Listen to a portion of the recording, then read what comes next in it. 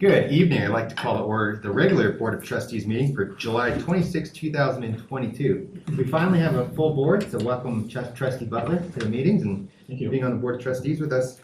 We'll start out with Pledge of Allegiance. If you could please stand and join me. I pledge allegiance to the flag of the United States of America and to the republic for which it stands, one nation, under God, indivisible, with liberty and justice for all. Clerk, will you call the roll, please? Mayor Hurstad. Here. Mayor Pro Tem Grace. Here. Trustee Hardy. Here. Trustee Soriselli. Here. Trustee Murphy. Here. Trustee Ayers. Here. Trustee Butler. Here. Excellent. Next on our agenda is citizen participation. This is a chance for anyone in the audience to speak to anything that is not on tonight's agenda. There will be a chance. Okay, great. Got you signed up. And we'll start out with Linda Wilson, 1461 Merlet. I'd like to thank the trustees for giving me this opportunity to address you and the staff. I have two questions and a concern to share. First, are the town ordinances considered municipal laws that are defensible in the judicial court system? Second, to the best of my recollection, about 2 months ago, Mr. Kirk reported the town had contracted with a landscape architect or designer regarding xeriscape. This person would provide examples for both commercial and residential sites. Is my memory correct? And if so, is there an update? And third, my concern is the town and its citizens are not being the best we can be as stewards of our newly planted trees. The town ordinances regarding tree selection, planting, maintenance are in line with current research in the ISA. One of the missing links is not knowing why the newly planted trees are dying. As good stewards, we need to think about the water it takes to grow a tree in a nursery, the water to get the newly planted tree established and maintained. Currently, there isn't a program or a plan in place to evaluate why these trees are dying.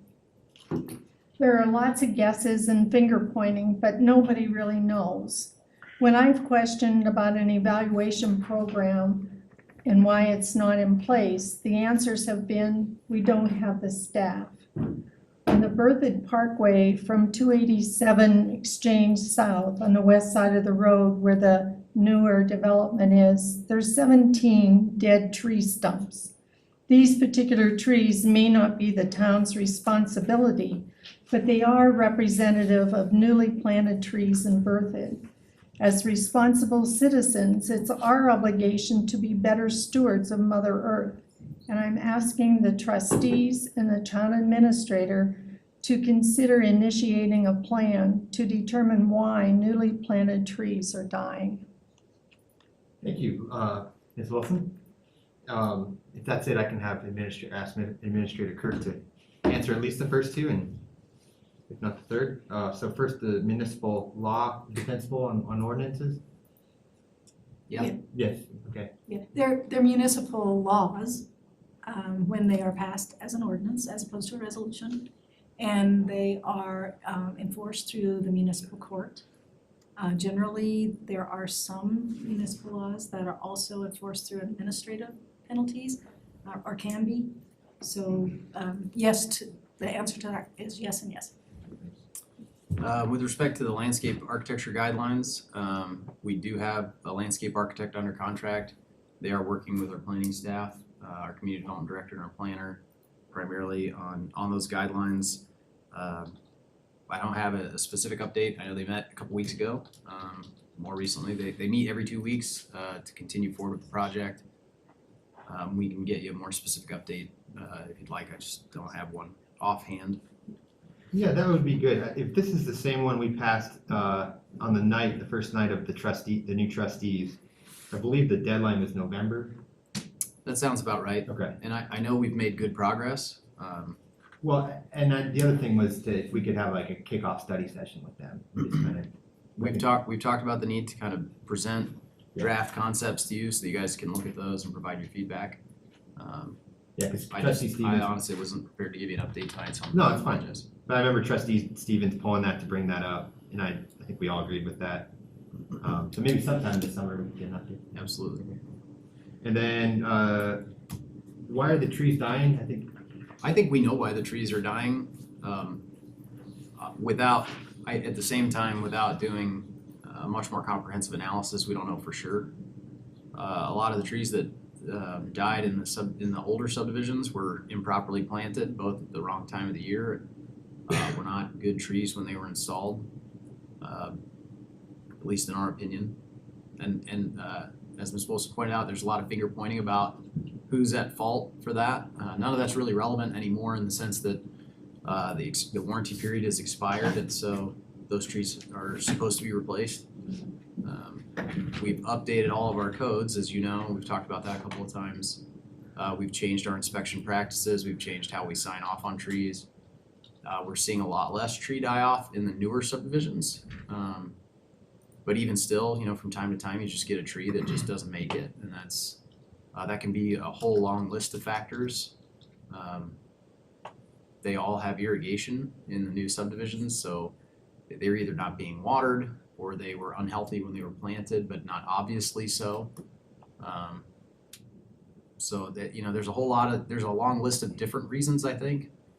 But in the older subdivisions, Hammond Farm in particular, I know when I started here in 2018, town staff was fighting with the developer at the time because they were being planted at the wrong time of the year, in our opinion, but our codes we didn't have the teeth to be able to force them to stop. Root balls were bound up when they were being planted. Some of the trees were not healthy when they were being planted. The developer at the time was saying things like, you know, if they die, we'll replace them. And maybe a few more colorful things about, you can't make me do it, I've been doing this for 30 years and you don't know what you're talking about, that kind of stuff. It is part of the unfortunate part of the process, or used to be. That's no longer the case. So I think our processes are better today. Again, I think we're seeing less tree die-off, but So let's use Hammond again, I think they're probably the best example. There's nothing we can hold them to because the warranty's expired, or?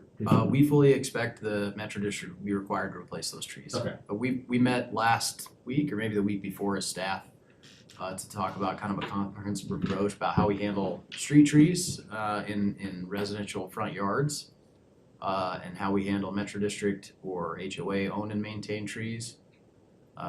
We're doing some review of our code to see how far we think we can push legally to force them to replace them. And I think we'll have a pretty clear plan here in the next couple weeks. Great. Yeah. Okay. Thank you, Ms. Wilson. Next would be Aaron Perry. 325 Colorado Avenue, correct? That's All right, thank you. Yes, Aaron Perry, 325 Colorado Avenue here in Berthoud. Been here my whole life, love Berthoud, love what's happening, okay? However, you're doing ADA compliant sidewalks in my neighborhood. I'm all for it, okay? But we don't have a rollover, we have curbs at our driveway. I do anyway. And I was going down other streets and I noticed that on Iowa, which was really cool, they did one side and then they stopped and they came to our side on our street, but they're tearing up the entire, both sides. Everybody has to park a block away because they're putting all their equipment at the end of the streets. Okay, now, I don't want you to think that I'm coming against any of you whatsoever. But for one, all the research that I've done on ADA, the roll-off doesn't have to be that big. And where my curb is, somebody's gonna have trouble on a wheelchair anyway, because the concrete was poured terrible, okay? The other street looks really nice on some of them, and not everybody's curbs are that high, okay, on their driveway. And then you get over by Welch where you've done that, you didn't mess with anybody's driveways at all. So I just have questions I just don't understand. And then some of my neighbors have already bought the rubber deals, you know, so it's more, they can get their cars in and out. But again, as a taxpayer, first of all, I didn't even know what was happening until it happened, okay? Nobody gave me any notification, okay? My neighbors were the same way. They just walked in, threw up some signs, and next day it was happening. So it was, and then, now, let me say this though, the guys that I've talked to, when I needed to get my motorcycle out, were very nice, even helped put in the asphalt part, or the dirt for the asphalt so I could get it out. And they did put up boards and stuff so I could do it. But my question is, I think you need to go look at my street as compared to the other two and see that it's really not, they're really not doing that good of a job, okay? And they're really tall. And everything I'm finding that the roll-off doesn't need to be that tall. And again, correct me if I'm wrong, if it has to be that, I'm all for it. I want people with wheelchairs to get around too. That's not what I'm saying. I'm just saying, does it have to be that big? And then, if it has to be that big, also as a taxpayer, why do we have to pay for the extra rubber deals so that we can get our cars in and out without the damage of the cars? That's all I gotta say. I appreciate each and every one of you. Just want you to know that. I'm not here to cause any problems, just asking questions. No, I appreciate that. You bet. And we did talk earlier, safe to say, and I forwarded off some pictures of Welch to Administrator Kirk. I do live across the street from the Safe Routes to School, and I know they did revamp the driveways, but they kind of were able to do a hybrid. The pictures I showed you. Yeah, so part of it depends on, it's all about all the different grade heights of the street and the property adjacent to it, and whether or not it's attached sidewalk or detached sidewalk. Detached sidewalk doesn't need rollover curb because you can usually, well, you can always, in a detached sidewalk condition, keep the sidewalk flat and leave a traditional driveway ramp.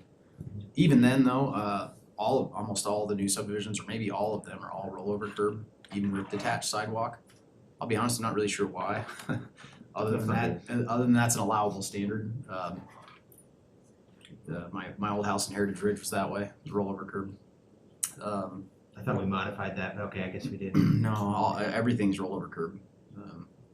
And that's not an uncommon situation in a lot of communities, of course. Oh, because we don't allow attached sidewalks anymore. We don't allow attached sidewalks anymore, so that kind of solves the problem of, well, even in an attached sidewalk condition, or in a detached sidewalk condition, you don't need rollover curb. You need rollover curb when you have attached Right. sidewalks, which is what That's is what I the was case thinking of, is, yeah. in some of the older areas of downtown where the sidewalk's not detached. So the hybrids that were kind of done for Safe Routes to School, can we explore those in other areas where it's like a halfway between a regular driveway and it has a little bump on it? We can look at that, yeah. I honestly don't recall what those look like. I sent the pictures over too, and you were actually gone, I think, on vacation then, so it's probably in your inbox. Yeah, I'm sorry, I had like 600 No, emails when I got I back, get so it. I apologize if I missed that. I No, don't it's fine. remember looking at it. No, I totally understand. That's all we could probably get to you right now. Yeah, and I can talk to Keith. We put notices together that I signed off on. So if we didn't provide those notices, or if they weren't clear enough about what the intention was, I certainly apologize. And actually, I thought the form of the notice was the best we'd ever put together, so that actually really bums me out. But yeah, there's not an easy solution with attached sidewalk. It makes it more difficult for the access ramps at the corners. It makes it more difficult at driveway approaches. The easy solution is rollover curb. Traditional vertical curb, you can't. Without getting into a lot of the specifics, one of the reasons why we had to tear them all out is because we also couldn't match the existing sidewalk grades with the new ADA compliant sidewalk. So cross slope can't be more than 2%. Like if you're walking down the sidewalk, it can't be tilted more than 2%. Most of the attached sidewalk there was 3, 4, 5%. And so if we were building just sections of new sidewalk, it was flat and then tilted and then flat and then tilted. Anyway, the best solution for a comprehensive update was attached sidewalk with rollover curb, although I totally recognize that rollover curb is not everybody's favorite. Well, I'll have to- mine we'll just just I'll have needs to be get- taller. I'll have to I get don't, into. and I already have a ski slope as it is. Yeah, You know, because that's how the grade was, Is that Iowa? Colorado. that is admittedly a big part of the challenge. The driveways are really steep, Yeah. and so, we have to match where the driveway connects to the sidewalk, and then we also need to get enough capacity in the gutter to carry the stormwater, and we have to match the existing grade of the road. So sometimes it may be taller than we would even build in a new subdivision where the rollover curbs might be shorter or not as tall because we're not working with existing conditions and trying to fit everything together like puzzle pieces that don't really fit. And mine's just gonna be an obstacle this winter anyway, cause you're gonna have the hump that you gotta get over and then get up the hill. Yeah. You know, so We'll look Anyway. into it. Yeah, I'll talk to Keith. everybody's buying those rubber mat things too, and on my street, the guy came through, it was like a shoe salesman. And I'm like, and he's like, you can get your 3 foot, $400 a piece too. I was like, I don't have $400 a piece for 3 foot. Thank you, Anyway, Mr. Perry, we'll look into it. yes, thank you guys. Is there anyone else that would wish to speak tonight under public comment? Okay.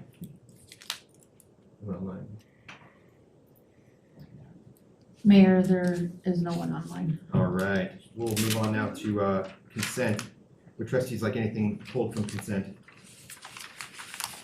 Mayor, if I may, before you approve the agenda tonight, I would recommend that we remove items 2 and 4 from our agenda tonight. Thank you. We will not be discussing either of those items All right, so the regional transportation will be pushed off to the 23rd. of August. Okay, so, and then the regard to annexation, yeah, that's another. Yeah, the entity that made the request has requested that we pull it. Okay, thank you. All right, trustees like to, if no one wants to pull anything from consent, would someone like to move on this? I'll move to combine and approve the items on the consent agenda and remove items 2 and 4 from tonight's agenda. Second. All right, trustee Ayers has moved, trustee Hardy has seconded. Clerk, may I roll call vote? Mayor Pro Tem Gray, Yes. trustee Hardy, Yes. trustee Ayers, Yes. trustee Murphy, Yes. trustee Sorsali, Yes. trustee Butler, Yes. Mayor Karsbeck. Yes. Great, all right, we'll move on to number 3 now, the Carter Lake Pipeline Capacity Improvements and Pipeline Evaluation. Our Public Works Director, Ken Matthews. Welcome. Thank you. Good evening, everyone. So in December, most of you heard me kind of walk through several capital projects that were planned on the water system. Projects like the improvements to the water plant, which are ongoing now. If you drive by, you see the cranes sticking up. You're soon to be seeing a newly painted water tank by the water treatment plant, so be looking for that. Water quality improvements to Berthoud Reservoir. We've deployed a ultrasonic buoy into the east cell of Berthoud Reservoir. And I also want to recommend those of you who have elementary school grade children that we have a naming contest going on to name that buoy. So all of you guys here aren't allowed to enter the contest, but if you have elementary school age children, you know. And one of the other items was improvements or an assessment and improvements to our raw water pipeline that brings water from Carter Lake to town, and it stops in between, but ultimately to the Berthoud Reservoir. The first phase of that we talked about was mostly a paper study, looking at the capacity. We did run some tests in February. We kind of cranked the pipeline up to just kind of see what it would do, measured pressure in order to evaluate it. This is the next stage of that. And so what I have in front of you today is a consulting agreement with Providence Infrastructure Consultants, PIC, civil consulting firm specializing in water, to kind of move ahead into the next phase. If you can see the display here, again, just for review, here's the Southern Water Supply Pipeline. Carter Lake is over here to the left, and then here's our raw water pipeline going through west of town into Berthoud Reservoir. The problem is typically we've moved about 4 to 5 CFS of water through that pipeline. For us to really take advantage of our water rights, we need to move a minimum of 7 CFS and preferably like 10.4. So we're now looking at, we have the kind of the hydraulics tightened down. We did confirm that the existing 16 and 18-inch pipeline should be able to carry all of that water, 7 to 10 CFS, from an engineering standpoint. So now we need to go back in and so this project is looking at, we're taking another look at the hydraulics. What you're looking at here is a vertical view of the profile of that, and you can see right here and right here where we've identified spots where we have critical choke points, so to speak, where we need to address them. One of which, I don't know, I pointed out last time, was this. It's a vent just downstream of the vault where our water coming out of Carter Lake is metered and measured, and that vent allows water to spill out of it. So right now we've pushed it, and we're able to push about 5.9 CFS, and then it starts coming out of that vent. So we got to do something about that. And as you can imagine, taking an existing pipeline that was designed for essentially a gravity flow is what this is, and turning it into a pressure pipeline with potential pressure all the way up at Carter Lake, hundreds of feet higher than Berthoud Reservoir. We need to study that and think about it thoroughly and carefully. Probably the biggest concern is like what you're seeing here. This is an example of a kind of a reoccurring problem we've had on that pipeline. This is a corrosion pinhole leak, we call it. And so we need to evaluate the pipeline from a corrosion standpoint. In this engineering contract is what we refer to as resistivity testing. We'll go and sample the soil in situ and check to see how corrosive it is and how it would react with this steel pipeline that exists for the most part up and down the length of it. Other things that we need to lock down and look at is, like I said, we're changing how this pipeline is operating. So if you can imagine, you put a lot of pressure in a pipeline and wants to kind of blow the joints apart. Well, we need to see how that thrust is being restrained now. And then if it's not fully restrained, we need to design restraint in that. So that'll be part of this study too. Ultimately, so then some other peripheral components to this are Northern Water has asked us to move our metering and flow control structure closer to Carter Lake. The town would then own the whole pipeline, and I think that's always a good thing. We have control of our destiny, and it's a well cared for pipeline. So that would be one component of it. Also, the Heron Lakes pump station, which is the pump station right at Welch Reservoir that pumps water now up to the Heron Lakes pond there by the golf course. There's lots of operational issues with that. So that will be, we have a scope in here for that to be addressed and designed. Likely it wouldn't include improvements to the capacity of that pump station, because I think we got plenty of capacity and redundancy in that pump station. So it'll be operations. It'll be kind of more of a rehabilitation type assessment of this pump station. From this study that I'm showing you here will not be final design plans that would go to a contractor for the ultimate solution. I'm planning for a phase 1 component, which will be some really quick, easy improvements that can take us to this 5 CFS that we're getting right now to the 7.1. and that's bare minimum. Just to give you guys an idea of the context of that, our decreed flow that we have rights to out of the Big Thompson River is 7.1 CFS. We can't even convey the water that we have rights to, and it's the number one priority on the river. So we're severely hamstrung there and need to do that. I'm thinking that we'll be able to find a solution that'll allow us to go from this 5 to 7.1 with some really easy improvements, and then there'll be a larger, more thorough, extensive project that'll move the metering facility, improve the pump station, and then other rehabilitation improvements to the pipeline itself.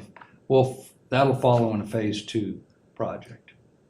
So that's kind of where we're at right now. The item in front of you is approval of this agreement so that we can start working on it. Any questions? Go ahead. Could you just go through an anticipated timeline for phase 1 and phase 2? So I'm envisioning that phase 1 would not be a design package that would require competitive bidding. I think it'll be something that we could have one of our on-call contractors do. And so the design effort is greatly reduced. I foresee that could be a fall project. And then we could get those improvements done so that next spring, when the river comes into priority, we can move that 7.1 CFS.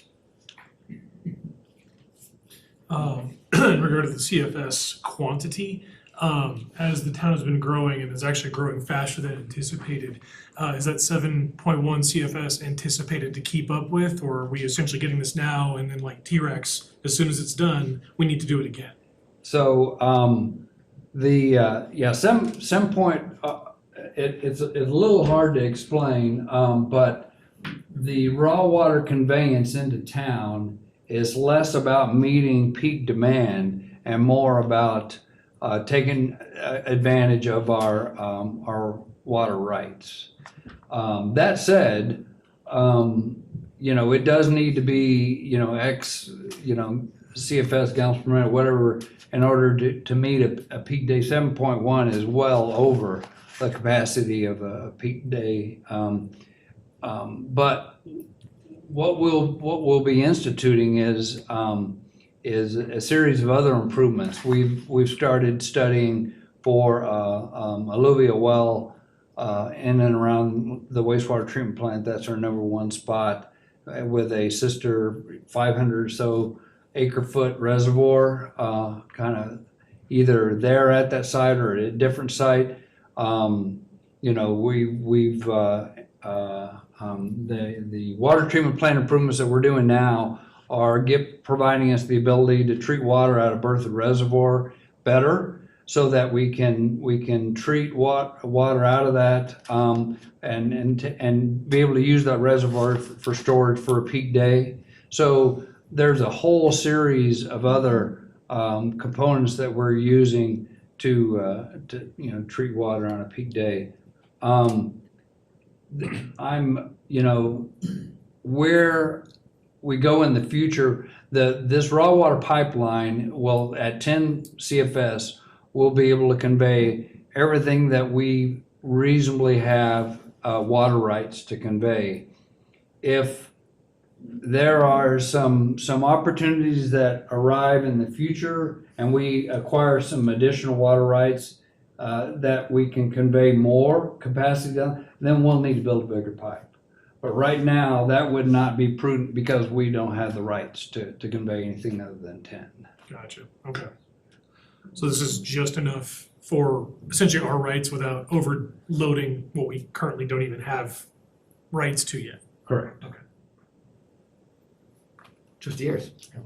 So, excuse my ignorance, but what would be the benefit of splitting this up if the ultimate goal is to get to that 10 point something CFS?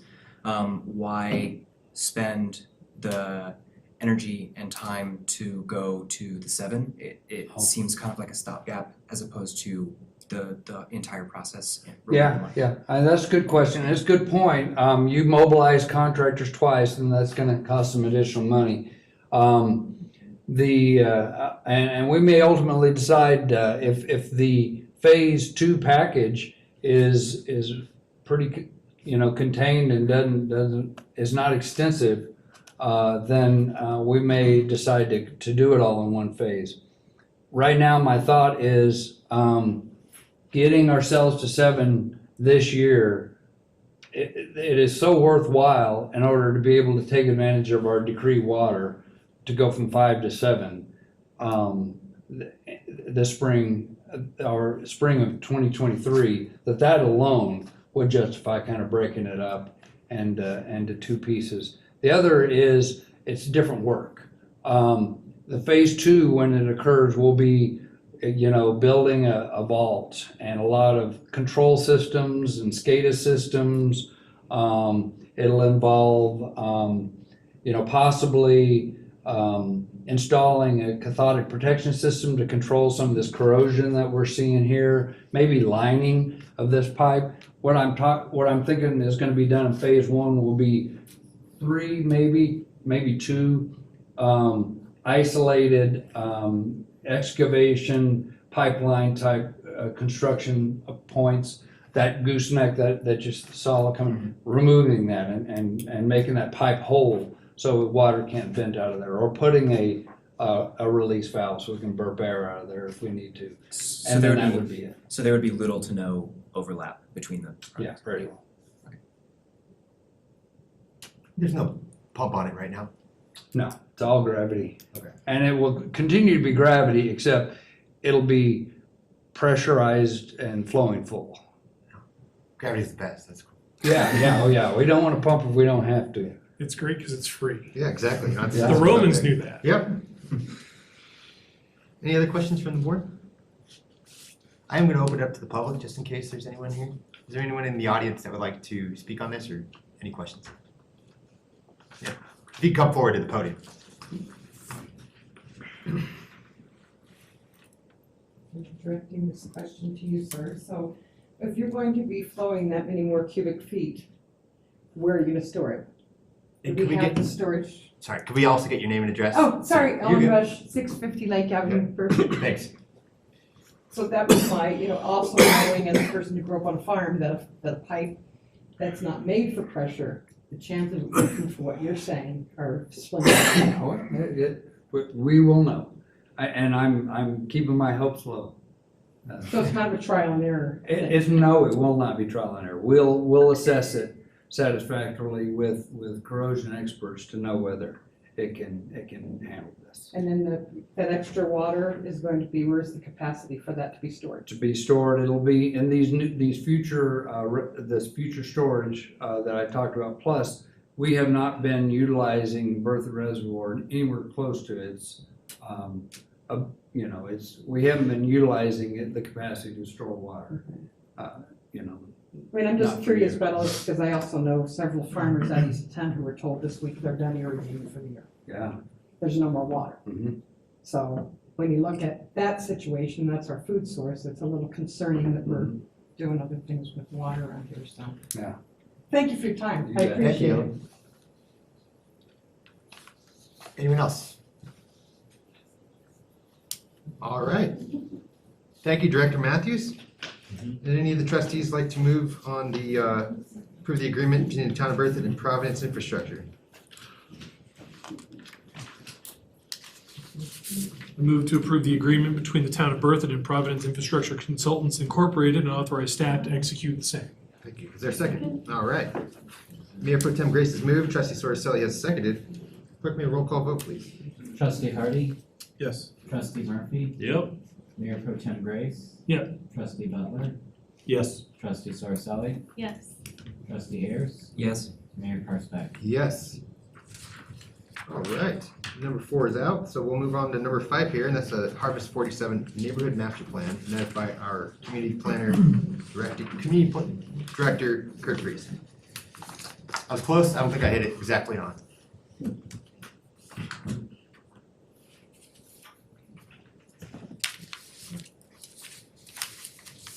Well, I feel like I'm at the planning commission. Yeah, right? Bored. Turning used to be on it, so I'm sorry. Okay, this first request is a two-part request for a rezoning and a neighborhood master plan. This is for Harvest 47. It's approximately 31 lots. And it's located on your screen, I think on their screen, or not. It's on their screen. There we go.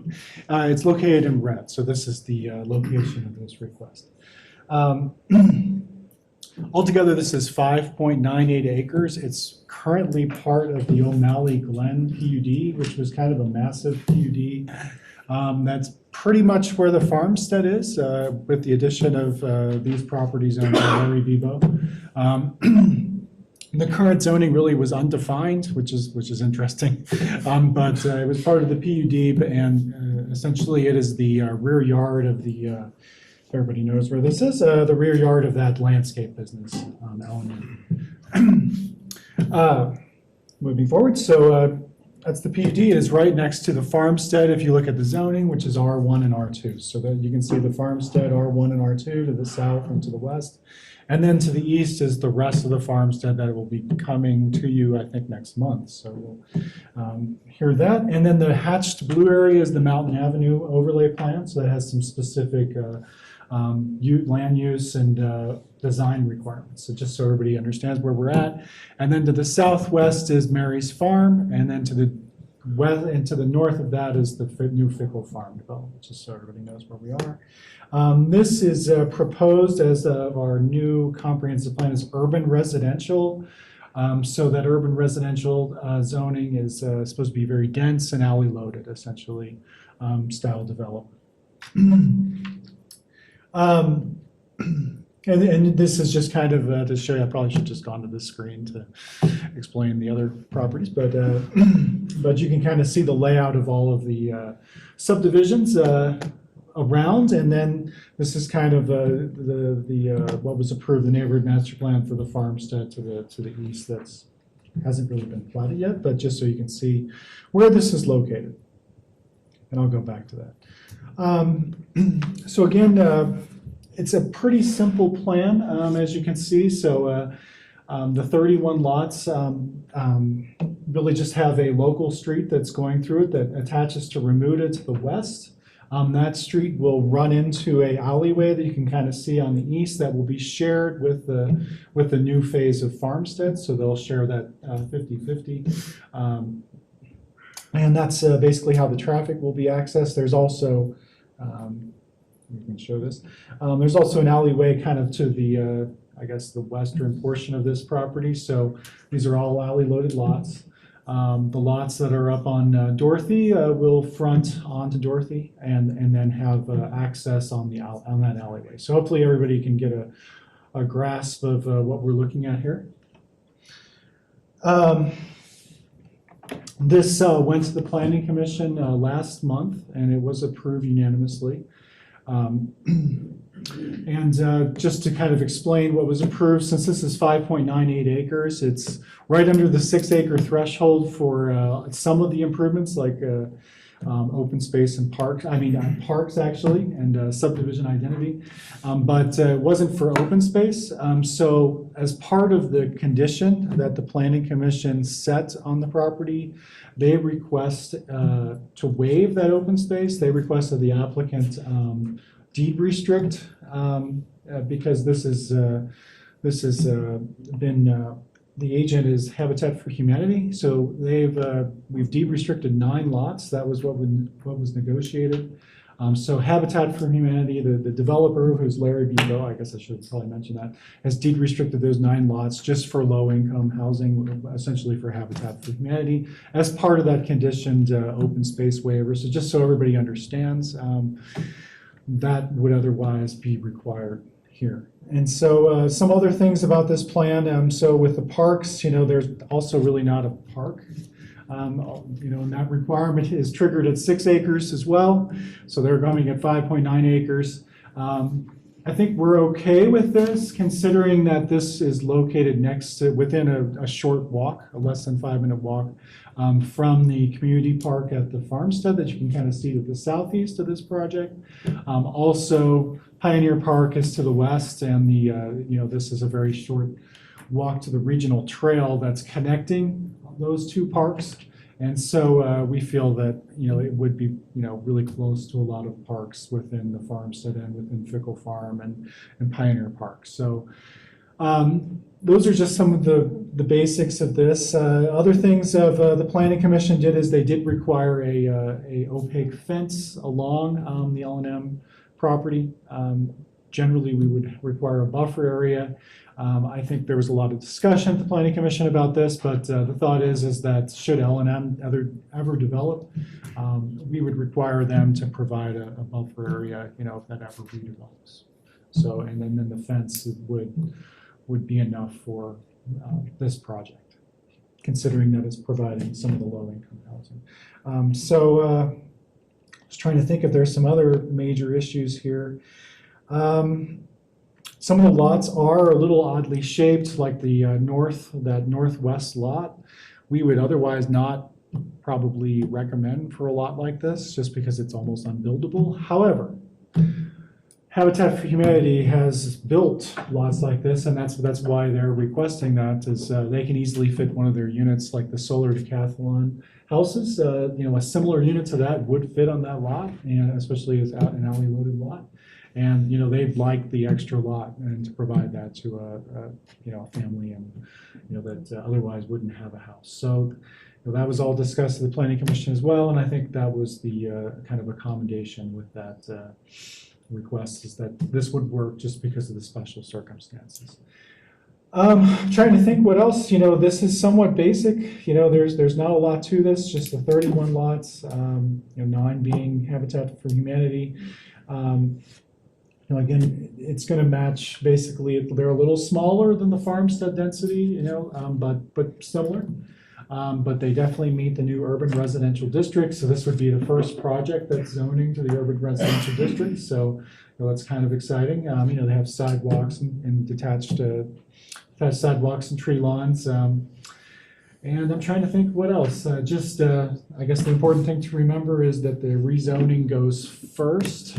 If you just choose to rezone it. Again, it meets the preferred land use plan, which is supposed to be your guide, or otherwise, there's some analysis in your packet I don't need to get into about, does it meet those conditions, those statutory conditions for rezoning, or does it meet the preferred land use plan, or maybe both? And, I guess we feel like in a lot of cases it would meet both. So just make sure to make findings based on that.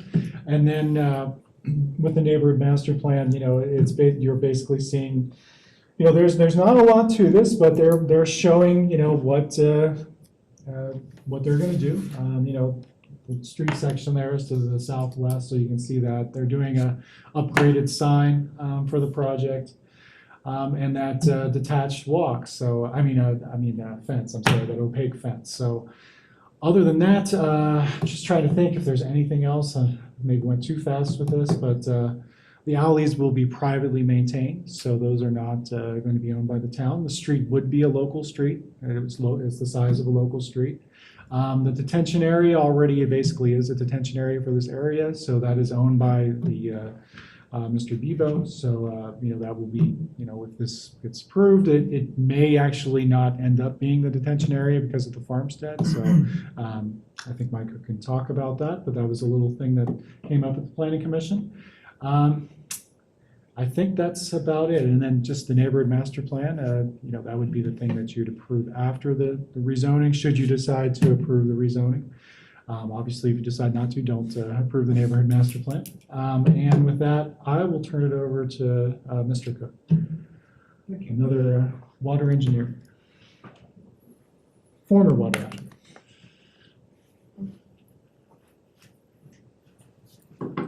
Good evening, everyone. Mike Cook, birth at Habitat for Humanity. I live at 970 East County Road 8. I'm within the notification area for this project. So I want to tell you that we worked really hard to find a project to put together here. The landowner came to us at Habitat and said, would you work with us to do this? And we figured out how to put together a project where he would have some lots for his purpose, and he offered lots for Habitat for Humanity at no cost. So initially, we talked about 4 lots for Habitat for Humanity, which is a big deal for us. And then with the request for the waiver on our half acre of open space, what we asked to do was the developer to donate that space in additional lots for Habitat for affordable housing. So as the waiver for the half acre weed patch ends up being 5 more lots. So Habitat for Humanity, with approval of this project, would have 9 lots out of the 31 in the project, buildable lots, curb, gutter, sidewalk, utilities stubbed out at no cost. So the developer is putting all that together and partnering with us to do that. We think it's an amazing opportunity for the community and for the town and for you all to support affordable housing. And we've gone through planning and zoning and that's fairly well received. We had some people there. But that's our big hope, is that we can look at this as some lots for the future. Like Kurt mentioned, it's alley loaded, detached sidewalks. The vision for the development is based on Larry Bebo's past vision for Mary's Farm, tree-lined streets. The hope is we'll have some extent of brick or masonry on the buildings so that the fronts are more would be stone and look that way. But we're working really hard to make it affordable housing, not just for the lots that Habitat would have, but for the other lots that are there too. Working really hard to beat down the cost and intrusion of an HOA. We will have a very small HOA. They'll be responsible for the maintenance of the alleys down the road and plowing snow on the alleys. That once every 5 years we get one of those snows. But we're working really hard to not have them maintaining parks, open space, so we can keep those costs down. It's a huge impact for affordable housing. So pretty simple, like Kurt said, it's pretty straightforward. It's not real big. It's not a big giant subdivision. So we've worked with the neighbors, the farmstead, both past owners and current folks there, to try to make the 2 developments blend together so they don't look like they were done 20 years apart. We've talked about sharing the alley on the lot line and doing that so that everyone would use that. We've connected the alleys out to both the east and the west. I don't know if I can show you on here or not. You don't see it anyway. There it is. But Yeah, I can see your mouse. Could you see it? Okay.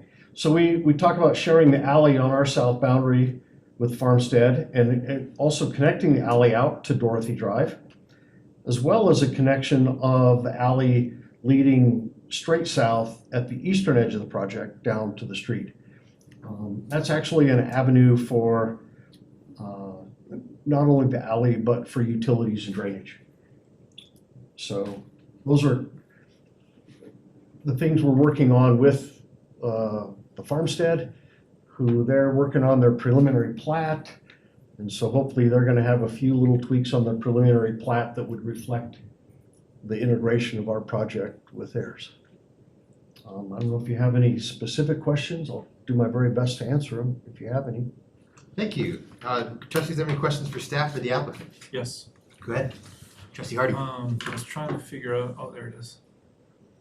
The width of the street, going through this, is it gonna be as narrow as they are in Mary's Farm, or are they gonna be wider?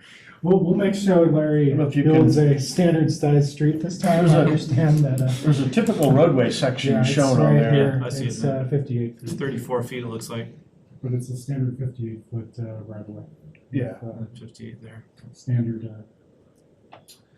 And then the next part of my question was, is there a need or a strong, I mean, I kind of understand the reasoning why it curves and goes up to Bermuda Drive, but looking at this as a whole, and not all streets have to meet up square to square, could we make that street straight through that neighborhood? creating more square lots and not these odd shaped ones? Actually, a straight line street out there to Dorothy Drive was our initial sketch plan that we had. But basically looking at the separation of, from Remuda Drive to where the new one would connect, there wasn't enough space in between there, between roads, for two roads intersecting on Dorothy Drive. If we put it in the middle, it was too close together. So if they're gonna be that close, then you want them to line up. And so we went with that. Okay, because it just stubs, I mean, it's like I was just trying to figure out why, if there's like a traffic pattern that was gonna be formed there, but it's dead ending on the east and that might go through on the west eventually, but I was just trying to figure out to get better use of those lots and not have these weird shaped ones, but. And unfortunately, if you remember last year, for those that are here, the former developer of the farmstead was adamant. In fact, we had to make it a condition that they provide the access to the east, but they did not want to make the Remuda connection at all. And if you, I think most of you. So that was a condition, and as Mike is saying, you know, there are requirements of the distance of roadways, you know, to other roadways, and this was really.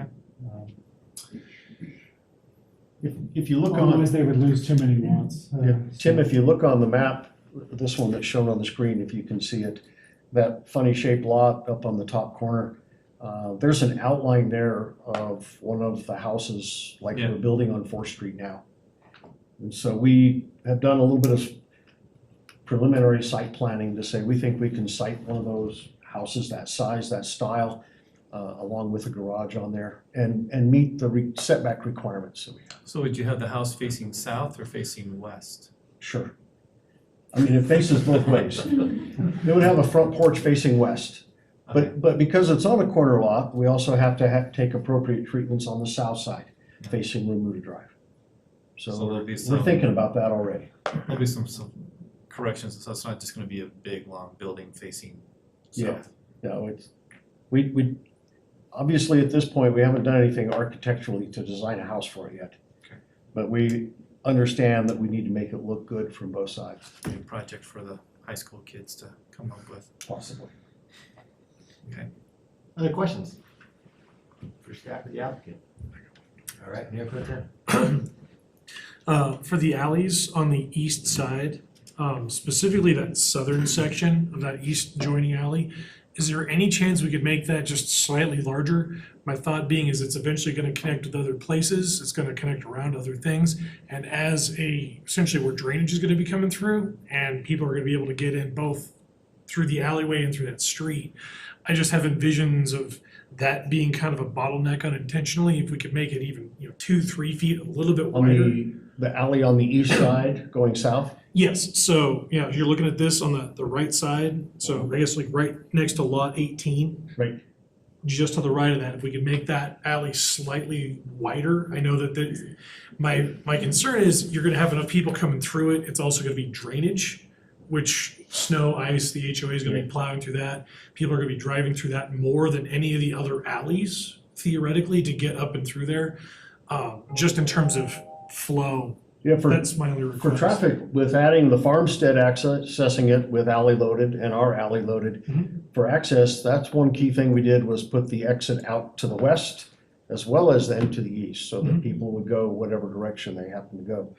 And I think that on the farmstead, I think what I've seen is it's proposed on the farmstead part that it's a 30-foot wide easement there for access utilities and drainage through there. So that southern alley, that's the one you're talking about? Yes. Just to the south? Yeah, the one that goes further south. Okay. The north-south running one from the property where the alley intersects the alley, then going south on the farmstead's proposed preliminary plat, it's shown as 30 feet wide. Okay.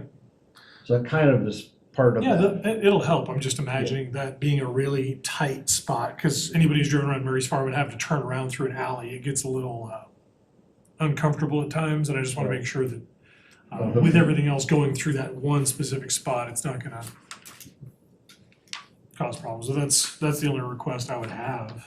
Is that something that you would consider doable, or is that gonna completely throw this thing to the wall? We can take a look at the lot layout and see if we can shorten the lots and put a couple more feet on the edge of that there. Okay. We can take a look at that and see Yeah. what fits. This is the neighborhood master plan, so those little minor details, Sure. which, I think we've already identified with them in the farmstead, and they're actually gonna be loading townhouses to the east of this. Just so you know, that's kind of the use that's going, I'll be sharing that alley, and then I think. But that'll be coming platted, so he has to do a preliminary final plat. Okay. Yeah. And then the farmstead preliminary plat is scheduled for your first meeting or your second meeting in August, one of the two. So you'll be reviewing that log width, and when this comes back, we'll work with Mike to see if they could shave off a few feet or just to make sure the radius and everything works as well. Sure. So we just do like a kind of the preliminary traffic study on this, and I think that's one thing we did identify too. So. Well, and it is a standard alleyway width, so it's not like it's non-standard. Right, no, it's 20 feet all the way around, I get that, but I also know there's gonna be a lot of traffic in that general area. That specific section of alley is kind of what I'm anticipating, that's all. I keep picturing the big trucks. Yeah, Trucks a are dump trying truck to- going through that with everything else, I don't be a know, little dump bit trucks, but snug. some of these big Ram trucks and stuff like that. Larry's probably gonna build some of these houses for his kids that drive. All right, we gotta keep the questions here. Sure. Okay, sounds like they'll look at it. Trustee Murphy. Yeah, just a quick one. Are the habitat lots allocated right now, and which ones would they be? They actually are preliminarily. They're all on the north side of Remuda Drive. And so it's starting at the east side. It's 19, 20, 21, 23, 24, 25.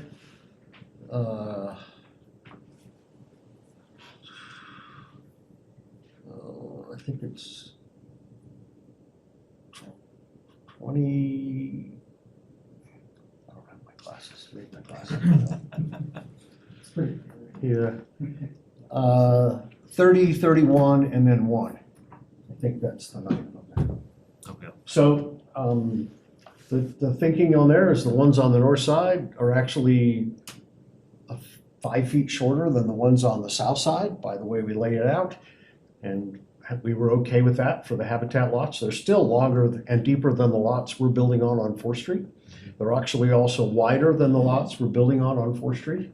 So we're quite comfortable. And pretty happy. Nice. Any other questions? Trustee Ayers. Two of mine were already answered, but is there any way to negotiate getting on the non-potable for irrigation? Anywhere, just because, we've been having more and more discussions about water allocation and whatnot, and I don't think that there's a desire to do that. And I think that from the perspective of when we talk about HOAs and the costs of that oversight, that's one of the things that the owner wanted to stay away from, were those types of things. I can tell you that if you look at what we do with landscaping on our habitat lots now, they have a patch of grass smaller than this area right here. So they're pretty small, pretty low impact on the water that way. that was my second question, is there any way to combat that issue by using? It isn't something that we've talked about or thought about. And anybody knows, I guess water would be Mike, right? I'm just kidding. Well, it's true though. Yeah. It's true. The urban residential, if you remember, actually has some specific landscaping requirements for the front yard. So only 40% of the front yards can be turf, and the rest has to be like basically xeriscaped. And so, and they're very, these are pretty small lots, as you can see on your map. So Their water usage is probably going to be a fraction of a typical suburban lot. That would be my guess, and the houses are probably going to be long, and most of the backyard is going to be either a garage or not used. So with the front yard being a very small patch of grass, Pretty similar I to what, think we can be pretty confident that the water usage here is going to be very minimal. And then the second issue is that you have Fickle Farm, which is owned by a developer that will have a non-pot system, and then Farmstead is owned now by a different developer that also is going to have a non-pot system, but they're two separate entities, and then the small entity trying to connect to that, it's already, complicated enough legally, and it would be extremely complicated, I think, to work out all that. So hopefully Chris agrees with that. Yeah, I could wax poetic about non-pot systems for a little bit if you'd like, but probably not for today. Yeah, fair enough. Other questions? That's all I had, thank you. Thank you. All right, thank you very much. Thank you. This is a public hearing, so I'll open the public portion of that. If anyone in the audience or online would like to give testimony, this is a quasi judicial agenda item. Do you have anyone signed up? Right. No. Oh, no, okay. Would anyone like to speak in the room that did not have a chance to sign up? Wow. Anyone online, Deputy Clerk? There is not. Okay, well, we'll bring it back to the board then for deliberation and a vote. How does everyone, we can just go down the line here. Trustee Ayers? No, I think it looks good. I'm really happy for the 9 lots, and I'm more than willing to sort of substitute the parks as long as the pedestrian ways connect in an easy way for the residents to get one way or the other to the surrounding developments. But I don't really have any problem with it. Those 9 lots are really nice. Awesome. Trustee Hardy? I'm liking it, but I think they should have 14 lots for habitat. They should get all those northern lots. But, they've got enough to build already, but it's always nice. But no, I'm always for whatever Habitat's doing with their housing. I think their projects are great and nice, and they're supporting the community in so many different ways. The high school program building the houses now and some of the other things that they're doing, it just pays all around, so good stuff. All right, sounds like you're supportive. Trustee Murphy? I have no issues. It's very straightforward. I'm very happy with the layout and the explanations, and I look forward to more habitat houses.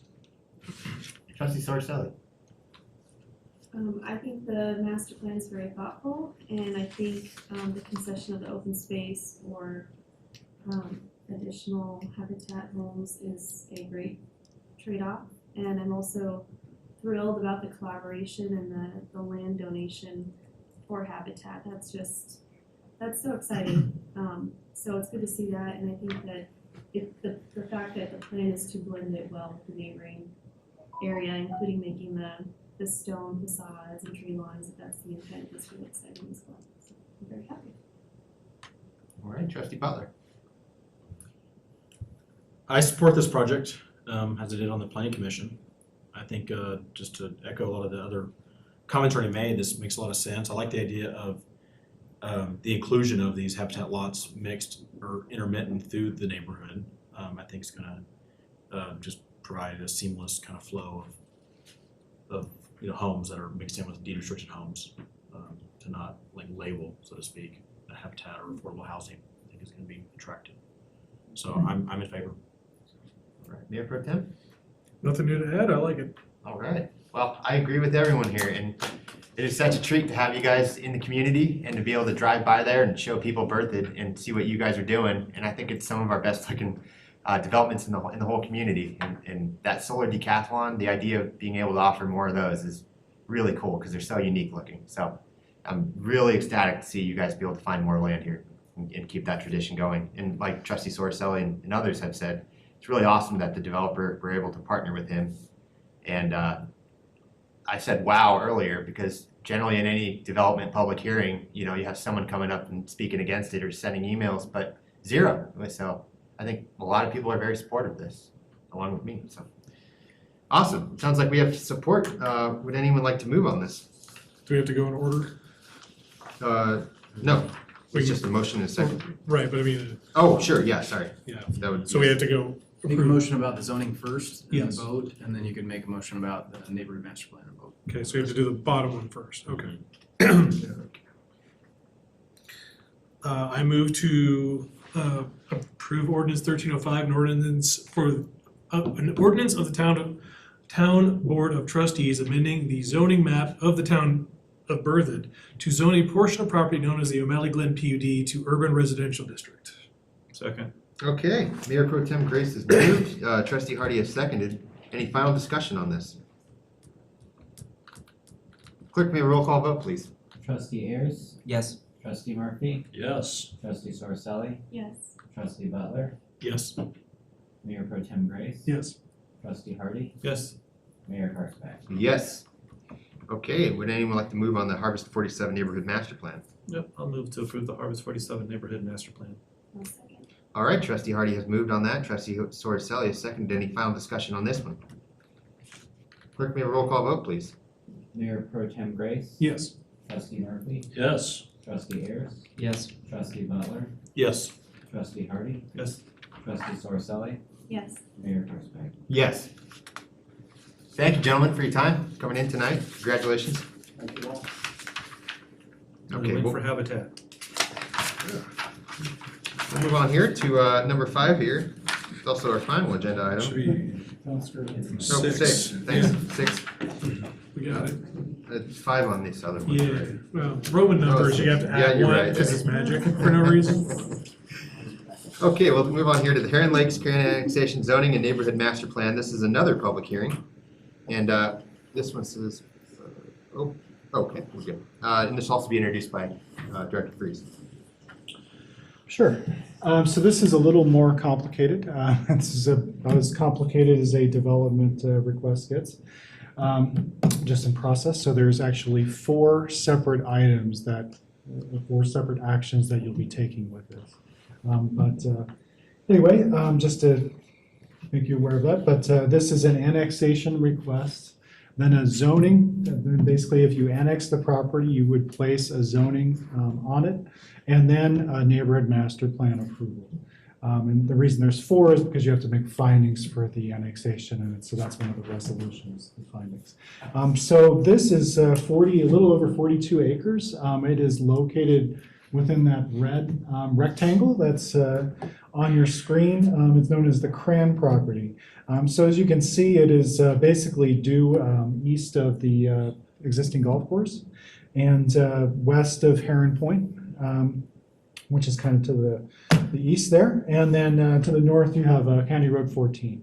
So hopefully everybody understands where this is. And this is bordering bordering Pine Hill Road. So you can kind of see Pine Hill Road next to that red line. That is a county road that is not part of this request. So when you're annexing this, and that's a gravel road, or actually almost like a dirt road from what I can tell,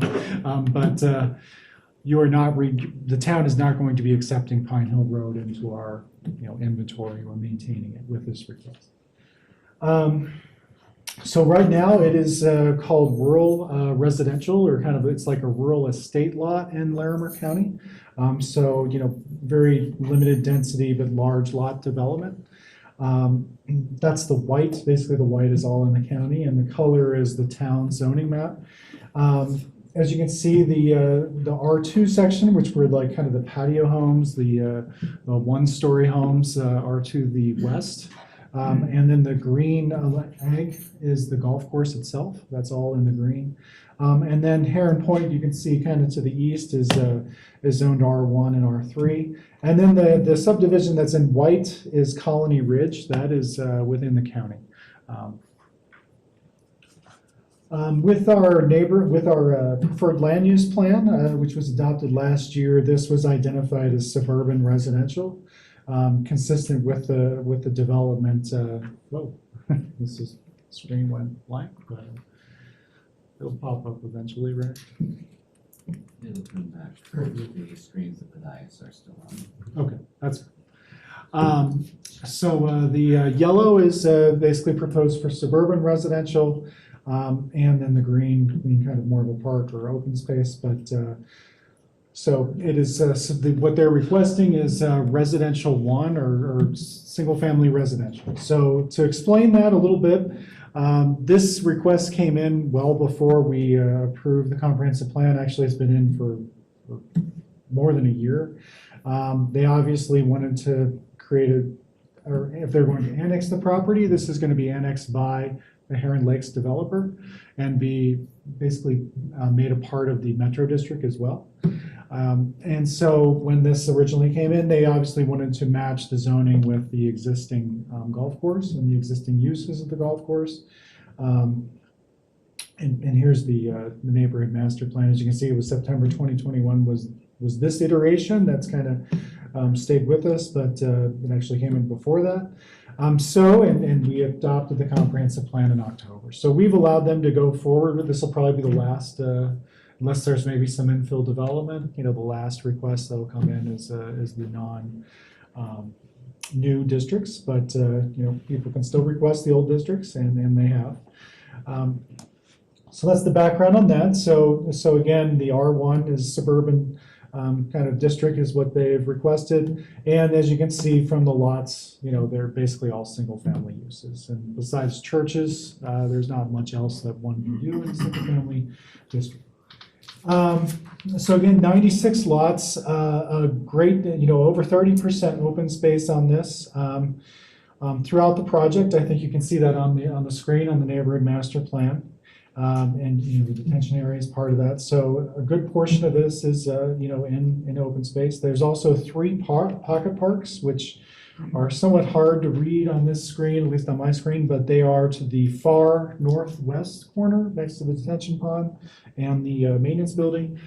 Kind of to the, there's also another pocket park that I'm showing on the screen that will kind of go along with Heron Lake 17th, which you haven't even seen yet. So that'll be kind of straddling the 2 developments. So that pocket park will kind of connect with the other pocket park to create a nice green area along the trail. And then there's a pocket park next to the detention pond at the very southern end, which I'm kind of pointing out on the screen. And that whole area is connected by a trail. And then again, the 17th filing hasn't been made yet with Heron Lakes, but I think you're seeing what will potentially look like when that does come forward. And that trail corridor is actually part of the Front Range Trail. So that is the trail that connects up to Loveland. So it'll go up here, it goes over, and then it will connect over here to Loveland. And I believe they're supposed to start on that in late 2024 from last time I heard from Loveland. As part of the Planning Commission recommendations, which should be in your red sheet, they wanted to make that trail connection as part of this to that over the maintenance building as part of this approval process, and then also kind of recommended just looking at making the sidewalk, and then obviously the town will probably need to kind of think about a trail, the sidewalk connection up to Heron Point, because there's a sidewalk that's stubbed right here, and this would be the only lot that doesn't connect. So just for a little more information on those things.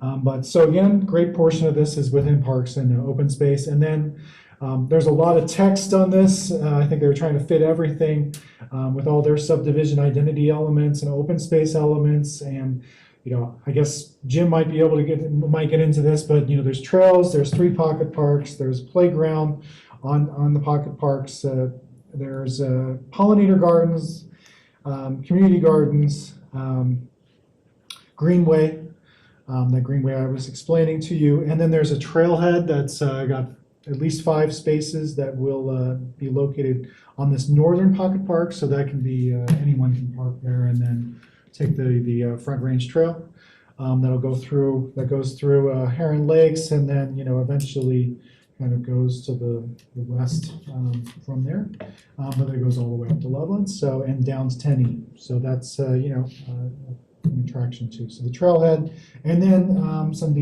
I think I explained all that, and then some of the additional elements that they've added with open space and subdivision identity are like the pool and the clubhouse that are part of the overall Heron Lake subdivision. So and obviously the golf course, and so there's quite a bit of amenities here, and it would meet all the amenities. As you can see on the left-hand side, there's a lot.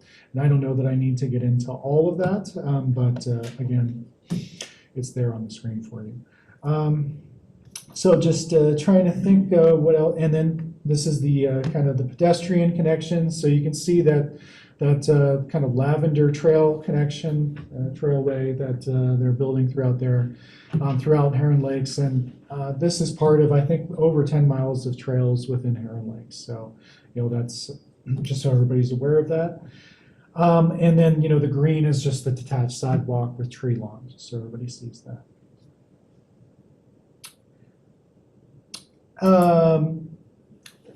There's not too much more to discuss. The Planning Commission did make a recommendation that a right-of-way stub be provided to the east to Pine Hill Road, should that ever be annexed. As you see from the map, if this is annexed, then there's just those lots on Pine Hill Road that are left, essentially. So those could develop in the future, and we would like good connectivity. So that was a condition of approval that the Planning Commission placed on the project. I'm trying to think if there's anything else. You have all the public comment in your packet. There was discussion at the Planning Commission about just making these branches only, and the Planning Commission went forward without that condition. That was requested by one of the neighboring property owners. Other than that, and the final thing is the traffic study on this project. So we do require a preliminary traffic study. The next filing of Heron Lakes, whether this is built, which is probably doubtful, but the next filing of Heron Lakes would require the improvements on 14 to be made. So when they, before they even pull a building permit on the next filing. And as you can see, there's a lot of filings in Heron Lakes in your packet. I think we're up to like 21 or 22. So the next filing, those improvements will trigger the density, the number of trips that are required, and that will trigger those improvements. So the traffic study showed there'd be about 1,700 new trips on this. And so that was a little bit of a concern, I think, when some of the community members came out at the Planning Commission, but I don't see them here. But again, those improvements would be made potentially before this request, but definitely if this request was built before those other filings, that some of them already have been approved before those start. So just so everybody knows. I'm trying to think if there's anything else. Again, there's so with annexation, I guess I should cover that. So annexation for I think a lot of you have experience now with this making this easy. Sorry. So annexation in Colorado. There's I think 5 or 6 conditions, but the 3 major ones, the other 2 are like, is this property part of an annexation request currently? Property ownership, they're not really, I think, that major, but we've made sure that those are okay before we've taken this forward. But they are 3 major things. One is their contiguity with the town, and so there has to be 1/6 contiguity with the town. In this case, there's slightly over 50% contiguity with the town. Basically, that whole border with Heron Lakes provides that contiguity. That condition is met. The next one is there a community of interest with the town? And that, I think, you can ask Erin her kind of opinion on that, but I think that's and then should it be urbanized? That's the third one, and those are kind of similar, and those are basically, I think the case law shows is can we serve this with utilities and services? And, is density really makes sense here? Hopefully that makes sense to everybody. So we can, serve this with our water and sewer. And obviously the density these are slightly larger lots than actually to the west, but they're very consistent with the larger lots in Heron Lakes Golf Course. So, I think staff feels that it would meet both of those conditions. And then if you decide on annexation, then you look at the zoning, you're placing a zoning on it. And so the R1 district, as we've shown before, is very consistent with suburban residential that's in the comp plan. So, that's our guide when you annex a property, and that's, would be consistent with our guide. And then next, the neighborhood master plan. I think I've mentioned the conditions, which would be, the recommendations were to make that trail connection right away and the sidewalk up on 14, and then also that right-of-way stub into Pine Hill Road. So that's the neighborhood master plan, that would come last. And the final thing I would say is annexations are voluntary. If just because it meets those conditions, you should not feel like you're compelled to accept this annexation. It's completely voluntary upon the board. If you turn it down, then, the rest of it, just don't need to vote on the rest of it. But, just because it meets those conditions, it's not like a rezoning. It's not like a platting request where you have to make findings of why it didn't meet those requirements, and they can challenge how they think it met those requirements. Really, it's just completely up to your discretion. So with that, I will stop and I'll let Jim come up. And I think he has a presentation. Thank you. Which I'll let Christian.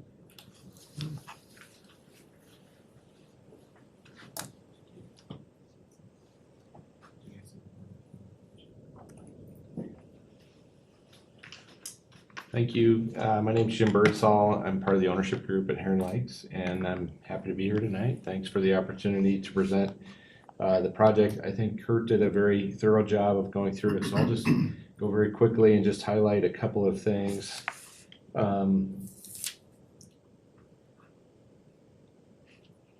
As Kurt mentioned, we were at Planning Commission a couple of weeks ago, and they had a couple of conditions for us, and we had a lengthy discussion about transportation, connectivity, and trails. And so this is an updated neighborhood master plan.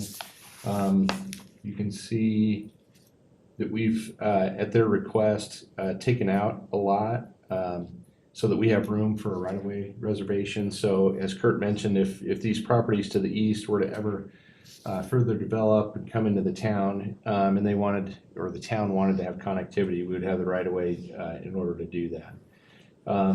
We had always planned on extending the trail here on the north, but the neighborhood master plan didn't show that because it was outside of the boundaries of the plan, but we went ahead and just showed that just for clarity. So this magenta line that would go from the northwest corner of the Cran property would connect to the Colorado Front Range Trail connection that would go to the north and connect to Loveland's extension.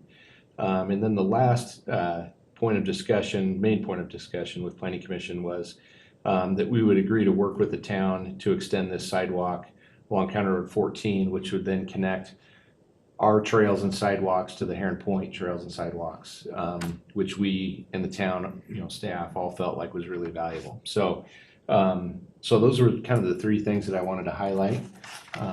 And otherwise, happy to address any questions you might have. Thank you, Mr. Birdsall. You bet. We can go left to right here with questions. Trustee Butler, do you have any? Well, considering I just reviewed this on the Planning Commission and we had a lengthy discussion about some of these items Mr. Birdsall just mentioned, I'm good. Yeah, I think you're a rare case here that you are able to see it twice. Trustee Sorcelli? I don't have any questions. Trustee Murphy? Trustee I don't have okay, any. sorry. No, go ahead. Trustee Hardy? Yeah, I'm curious to know what improvements are being made on County Road 14. I haven't driven up there lately, seen how the other construction's going in, but is it just a county standard where there's no curb or anything like that? It's just kind of rough. Yeah, it's currently a county road, and the traffic study, we talked at some length with Planning Commission about this as well. So our traffic engineer is in the process of doing a full-blown traffic study for the whole neighborhood. We've done one before, but we've made changes and we've done some rezonings, et cetera. And so it's sort of a comprehensive look at all of the traffic impacts and what needs to be done.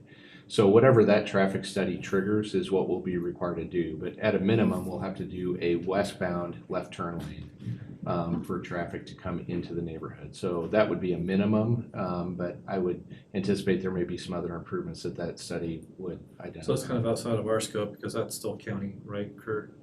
That's not No, town. actually, that is Is that town maintained road? by, that section of road is maintained by the town. And so The traffic study from Matt Delich is in your packet. I think it's on the third or fourth page, if I recall from memory.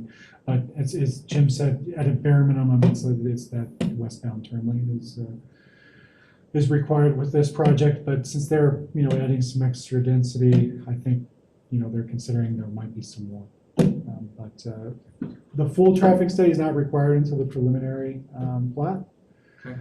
And again, as I was stating before, the other filings, when those start, they have to put in the turn lane. So what do we have down further east for consideration, like say for out to school? Is there a lighted pedestrian walk or anything down there? There already is a lighted pedestrian walk at Heron Point. Because I just saw some concern To about cross kids at, walking Terry to Martin. school. What's been done already? What's in place? Is there anything we can do to help offset their concerns? So that was all done with the Heron Point apartments that were to the east of Bertha Parkway. As part of those approvals, we had we got Loveland to dedicate right away and have that developer built. Paid for half of the sidewalk, and then we also worked with the school district to make that pedestrian crossing for Carrie Martin when that project came So forward. between Heron Point, That's all been finished this, as of and the school district. 2 that years covered? ago, I think. 2 years ago, I think all those improvements were finished. So it sounds like the three entities have got it covered then pretty much. Well, four. if you And count this really wouldn't trigger anything else. We just need to well, as Jim said, they're amenable to making that sidewalk connection that's missing, and with the town, just like I think we did with Heron Point. And then the other concern that I read in there was the north end being a swamp. I'm sure, I know where your house is being built up there in the middle of a lake practically. You know how to deal with water in the ground, so I'm sure that's all been well addressed and thought out. Well, I would say it's starting to get figured out. Okay. All of those details will have to be figured out before we come back in front of you with our preliminary plan. But we're well aware that there's some drainage problems on the north. We had been working with the property owner, whose last name is Cran, that's hence the name of this phase. We've been working with him and his family on trying to figure out how to get some of that drainage to work better for him before we acquired the property. So our history on that drainage goes back since we started the golf course, so Okay. 2015. So you said for him, is he remaining on the property somehow? No, just that we had history on that drainage before we bought the property. Okay. Yeah, so we've acquired the property now, and the gentleman that lived there before was the father of the person that we bought it from. So his father lived there and has since passed away. So there hasn't been anyone living there for quite some time, probably at least 10 years, maybe more. Right. Yeah, I do like the ideas of getting the connectivity to the road to the east. I like that, so that we can continue to kind of blend. So there's not all these like blocks, islands of housing. So that's all I've got, I think. All right, next. Trustee Ayers. Yeah, so I think this question is kind of self-explanatory, but I'm gonna ask it anyway. On the rezoning criteria for number 5, the second point, it says it's within the town's interest to encourage the property develop as part of the overall development as it promotes more efficient infrastructure, traffic circulation, and maintenance. Could you be a little bit more specific on how it promotes more efficient infrastructure and more efficient maintenance? Is it as simple as it just makes that connection to 14? Do you want to take that, or do you want me to take that? I mean, you can go ahead. Okay, well, I'll try, and then he'll correct me if I get any of this wrong. So I think we wrote that answer. So I think what we meant by that was that by combining it with our existing master plan, it makes streets, utilities, maintenance, access to open spaces, et cetera, much better in our opinion and easier. So this would become part of our existing metropolitan district, so we wouldn't have a separate district.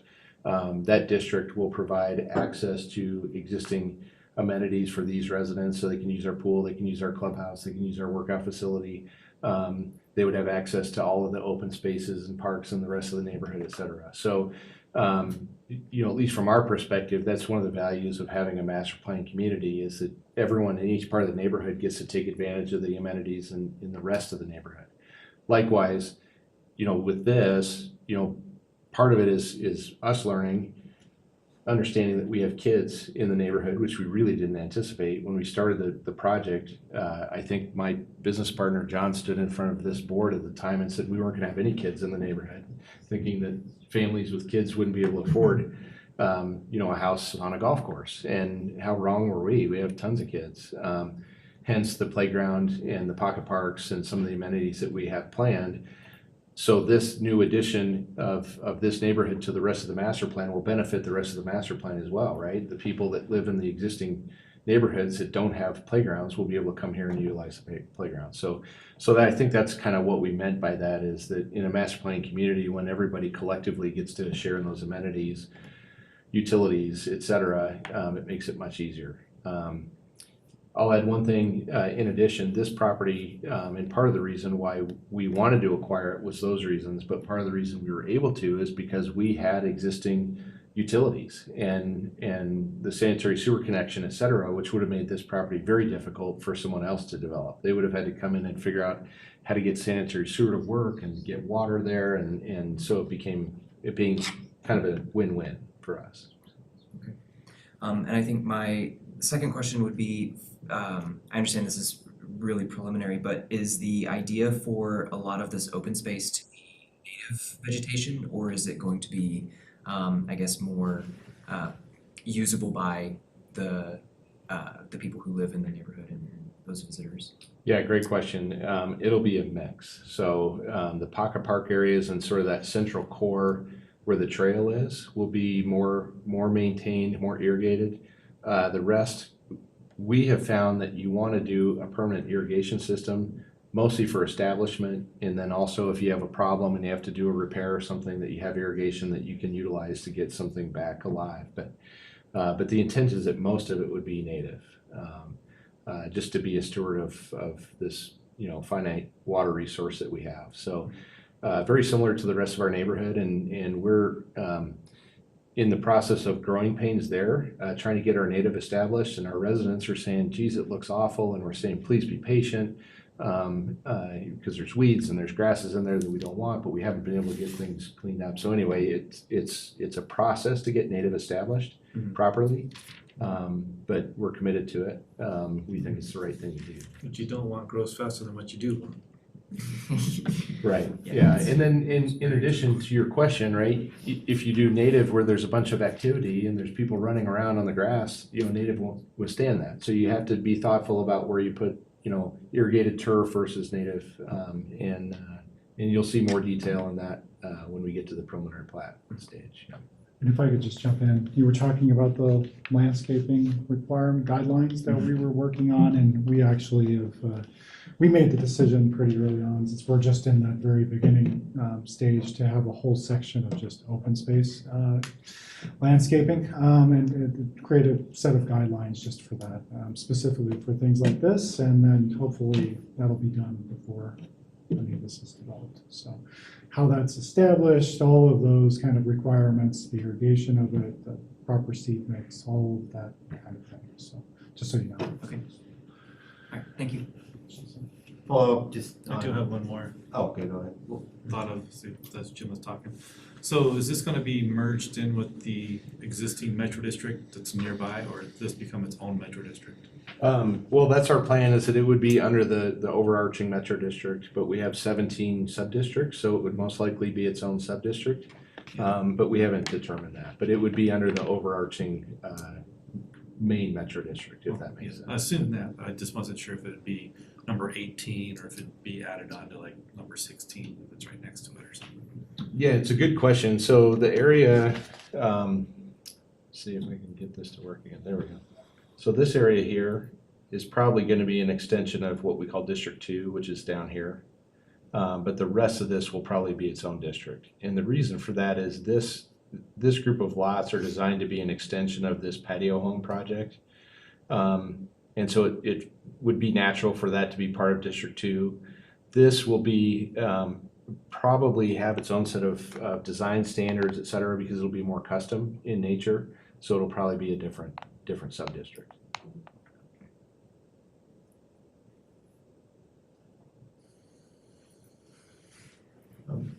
Mayor Pro Tem? Oh, I thought you had like one. I can ask it separately, go ahead. Okay. So bunch of questions, I guess, between either of you. So it says continuity is 50.01%. I'm curious how the 0.01 came into existence. Geometry, I guess. Math and geometry. It's not exactly a rectangle. Yeah. It seems like, within a margin of error. Okay. I was just seeing if it was just kind of put in there like just over that 50%. Well, it's 1/6. So 1/6, it's not only 50%. actually about 16.67% is the requirement, so. Gotcha. You just need 1/6. Right. I was just curious. Oh, it's just over a half. Well. But yeah, I'm sure if it was just 1/6, I'm sure they would make sure of that little. Okay.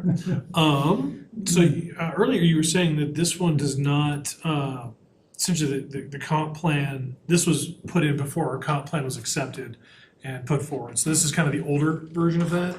Is that my understanding? Well, we've talked to you about, we created all those new districts last year, and our intent was, as you saw from the Harvest 47, is to kind of new projects to rezone them to the new districts, since they have a lot of really sustainable features like the landscaping that we were talking about. But they had acquired this property, and they had been in process with us for a bit of time, and Jim can explain. I think they just made some changes, and so since this was filed, well before we even adopted those standards, we were okay with continuing forth with the R1 zoning, just because it matches the the existing subdivision, and it came in well before we even worked on that. So that's why I was explaining that and why it wasn't coming in as a suburban residential. Okay, so I was just making sure that it was the zoning part that you're referring to with the comp plan, and not the criteria for building and design.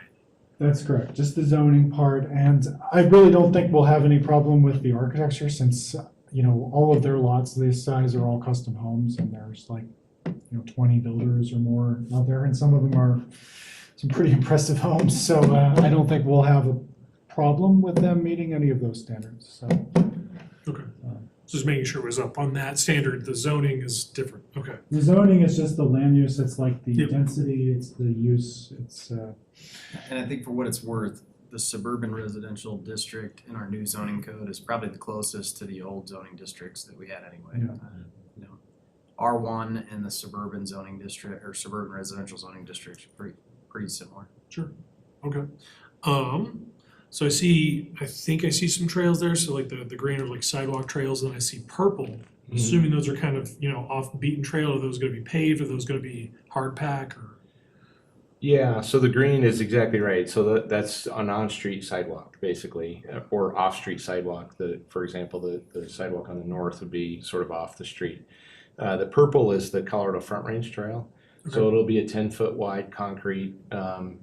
So it will be, a significant trail that would connect basically all the way through the growth management area of Berthoud eventually.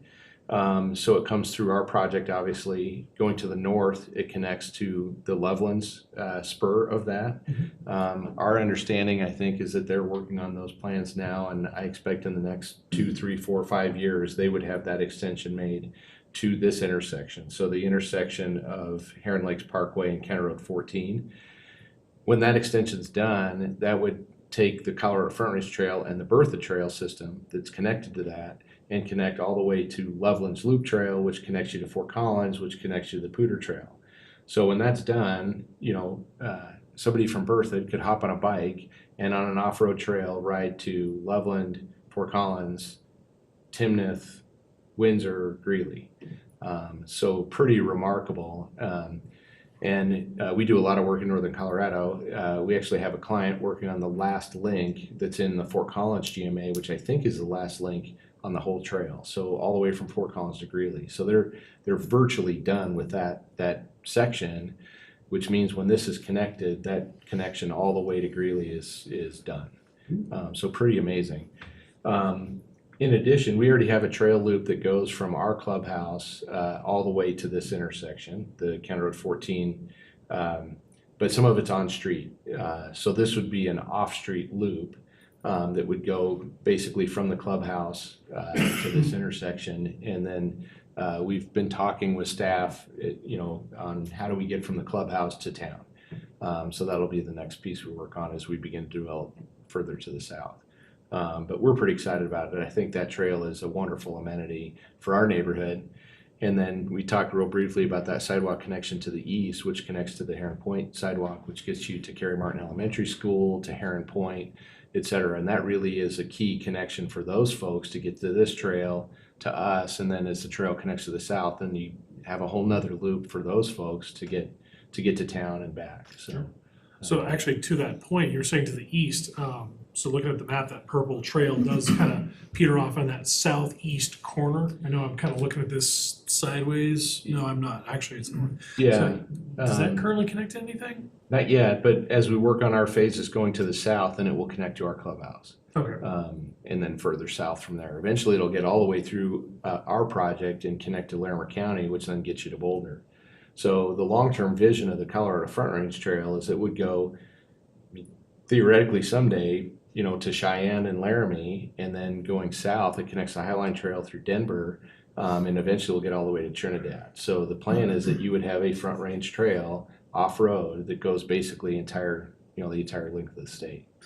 Obviously a long-term vision, but as these links are made, it starts to connect, right? And as each community does their section of in-community trails, then you just have the gaps in between. So, and like I mentioned, that gap to the north, Loveland has bought the land, they're working on the routing, so the only thing holding them up is just the funding of the trail at this point. So it's pretty exciting.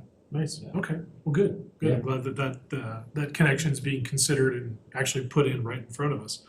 One of the people who wrote in with comments were saying, I think Trustee Hardy was saying as well, the north side, the drainage issue. They're also saying the soil is a little bit difficult to build on. And houses don't like to stay put.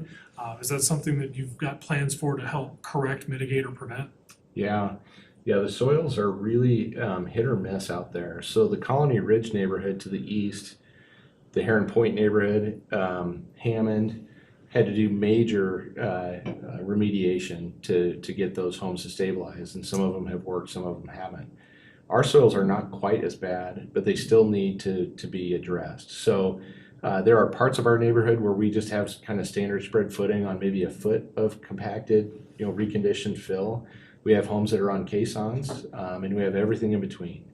And then when you get to the ridge, like where the clubhouse is, that's hard rock. So we did a lot of blasting to get the sewer to get to the clubhouse, and then to build the clubhouse itself, to dig the foundation. Most of that was done with dynamite. And I mean, at one point I heard an anecdote from a contractor saying every blasting crew in Colorado was on our job, and we held up the highway construction on 34, and I'm like, I don't believe you, but but anyway, so we did a lot of blasting. So the soil conditions across our master plan are really divergent. There are areas that have what we call hot, expansive soils. We have soils that are not expansive, and we have rock. So this one, we've done some preliminary soils testing, which we sort of rely on. It's kind of like, but when we get in there and we start really, digging the sewer lines, et cetera, we'll see what we're dealing with. But I would expect that we'll have some probably overdigs with compacted backfill and possibly caissons, just depending on lot by lot soils conditions. Sure. No, I'm glad to hear that. I think the advantage of these being custom homes is, they can afford the caissons, and I think we probably know which subdivision, didn't go that route with these soils, and we just had a lot of problems. So, I think maybe take it that way. Sure. Rather we talk about it now, we'll talk as cheap as opposed to later when things get really expensive and complicated. We do require, before they pull a permit, they have to do, a study there on the soils. It has to be submitted, it has to be stamped by an engineer, So, we do require that at each permit, just so you know. Okay. I think it was already asked, County Road 14 is going to be addressed with a traffic study once this comes back to us, and the next permit, essentially, that has to be it. Okay. I guess the last question I've got, and this is actually more towards the amenities for community identity, it said there was a pool and a clubhouse. But from what I'm seeing on this, is it looks like that's actually part of the service district right next door to it, which has already been built. The clubhouse and the pool's already been built. So my question, I guess, either for either one of you, if that's part of the community identity, but it's been built for a different community, how does that carry over? Well, they meet, hopefully I've made that clear in the packet, and they've made it clear, I think, on the main screen. It's really hard to read. But they meet the open space elements, the subdivision identity, and the parks requirements just for this project. They just wanted to add all of the other amenities that the owners, that anybody would buy into this, since this is gonna be tied into Hare Lakes, would also enjoy. They just wanted to show that, and because that is a nice amenity for anyone. And they're, I think, going with like another pool, if I understand, and clubhouse as well. So there's probably going to be more amenities.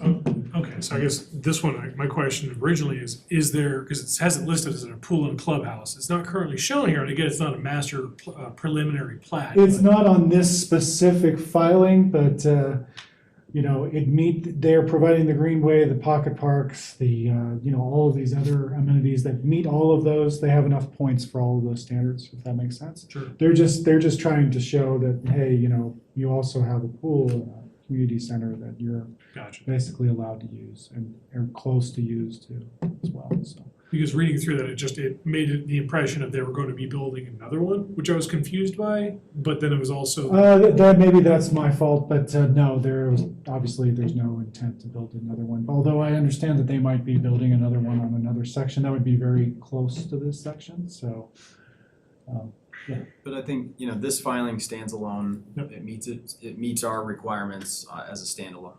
Right. Yeah. So I guess, and just so again I understand, moving forward, say another filing, say it's tapping into like a pool and clubhouse or whatever amenity exists already in that metro district.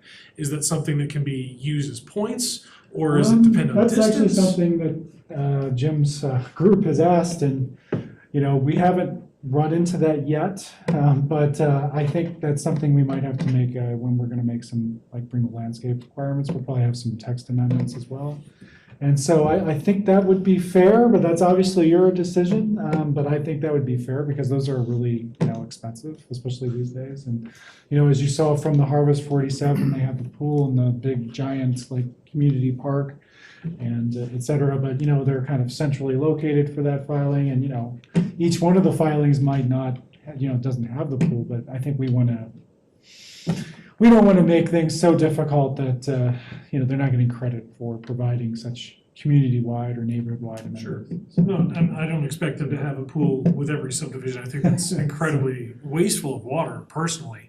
But I'm just trying to make sure it's universal so that, we have a pool, well, it's across the whole subdivision in a completely other metro district. So that was my confusion. I was just hoping we could, I guess, settle whatever that was here coming up. But that's all the questions I had. So I wanted to follow up on Trustee Ayers' question about usable open space. It looks green, which signifies turf to me, not like brown, like native grasses or stuff that wouldn't be usable. What was your answer to that we're looking into that? For the usable open space with the landscape requirements, I think we all recognize that the native areas that are non-irrigated especially have not worked anywhere in town very well. Actually, a few places they have, but even in Hare Lakes, they haven't been working very well. So we were, with those landscape requirements, going to create a whole section just for that open space area and make sure that it's permanently irrigated from now on. And obviously, it does take a lot of less water, but what the seed mix is, trees, other plantings, other things that can be done. Should there be like a buffer area between lots, should be like 5 or 10 feet so people don't have weeds right up against their fence line. All of those ideas maybe that we've told to our landscape architect, and they're starting to work on them. So there'll be a whole section on just landscape requirements for open space. So I guess hopefully that'll definitely be done before they do anything here. So and for clarity, our code defines what usable open space is and what usable open space is not. Could you clarify that to me then? Sure. Open space is open space, areas that are not counted as open space are required park improvements. So we don't count those as open space. Required setback areas around oil and gas production facilities, disconnected remnants of land. So like little strips here and there that don't connect into any kind of meaningful area. Private yards, obviously, required parking lot landscaping. Things that do count as open space, as usable open space, is a usable or improved detention pond, a minimum of 1 continuous acre in size, with grass, trees, shrubs, and other amenities such as picnic tables and benches, crusher fine trails that not impede detention capacity, or that could be used as athletic fields. Usable detention areas utilized as athletic fields actually count as extra to our open space requirements. We require they have to be a minimum of 30 feet wide now, the open space kind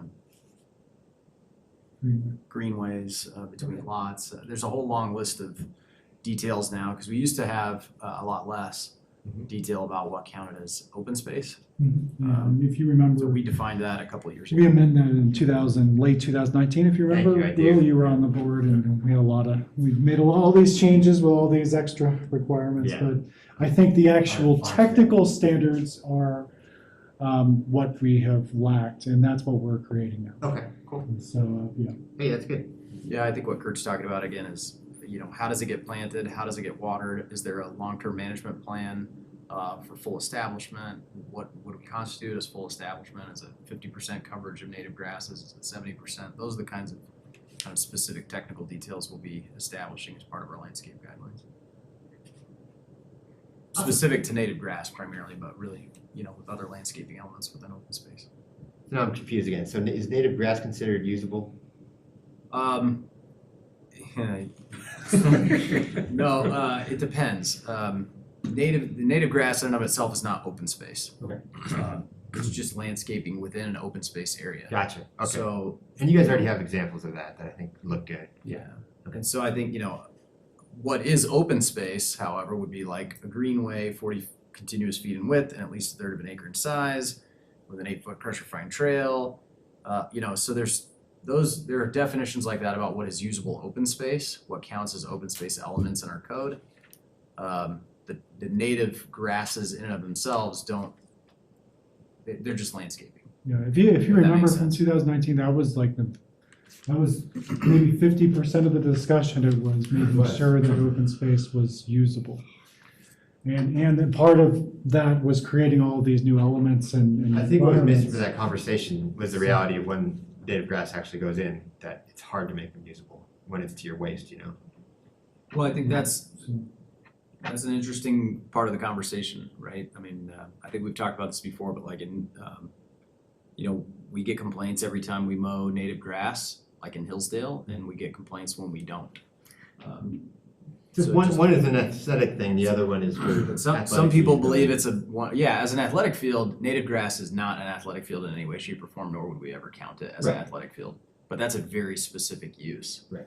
But Well, like, I don't wanna- if yeah. the greenway, I think the I greenway always is come a off good as example. anti-native grass and I'm not. I think there's a. I totally get it. And for what it's worth, Kurt knows. Chris is passionate about that. I've had a lot of rants in the office about He's native very grass. Great. So, and including our own project, right? I mean, we've seen Wagner Farm Park and how difficult it has been to establish native grass there. I think we've done a good job managing that native grass over the last 8 months. Some of those areas are thick and beautiful, and some of them are chock full of weeds, and it's just a real challenge. If you diligently manage those native grass areas for 2 or 3 years, they'll look great, and they should stay that way, generally speaking. But anyway, you got fire risk, you got all kinds of other stuff. Native grass is an interesting challenge, but it's a reality of our landscapes today.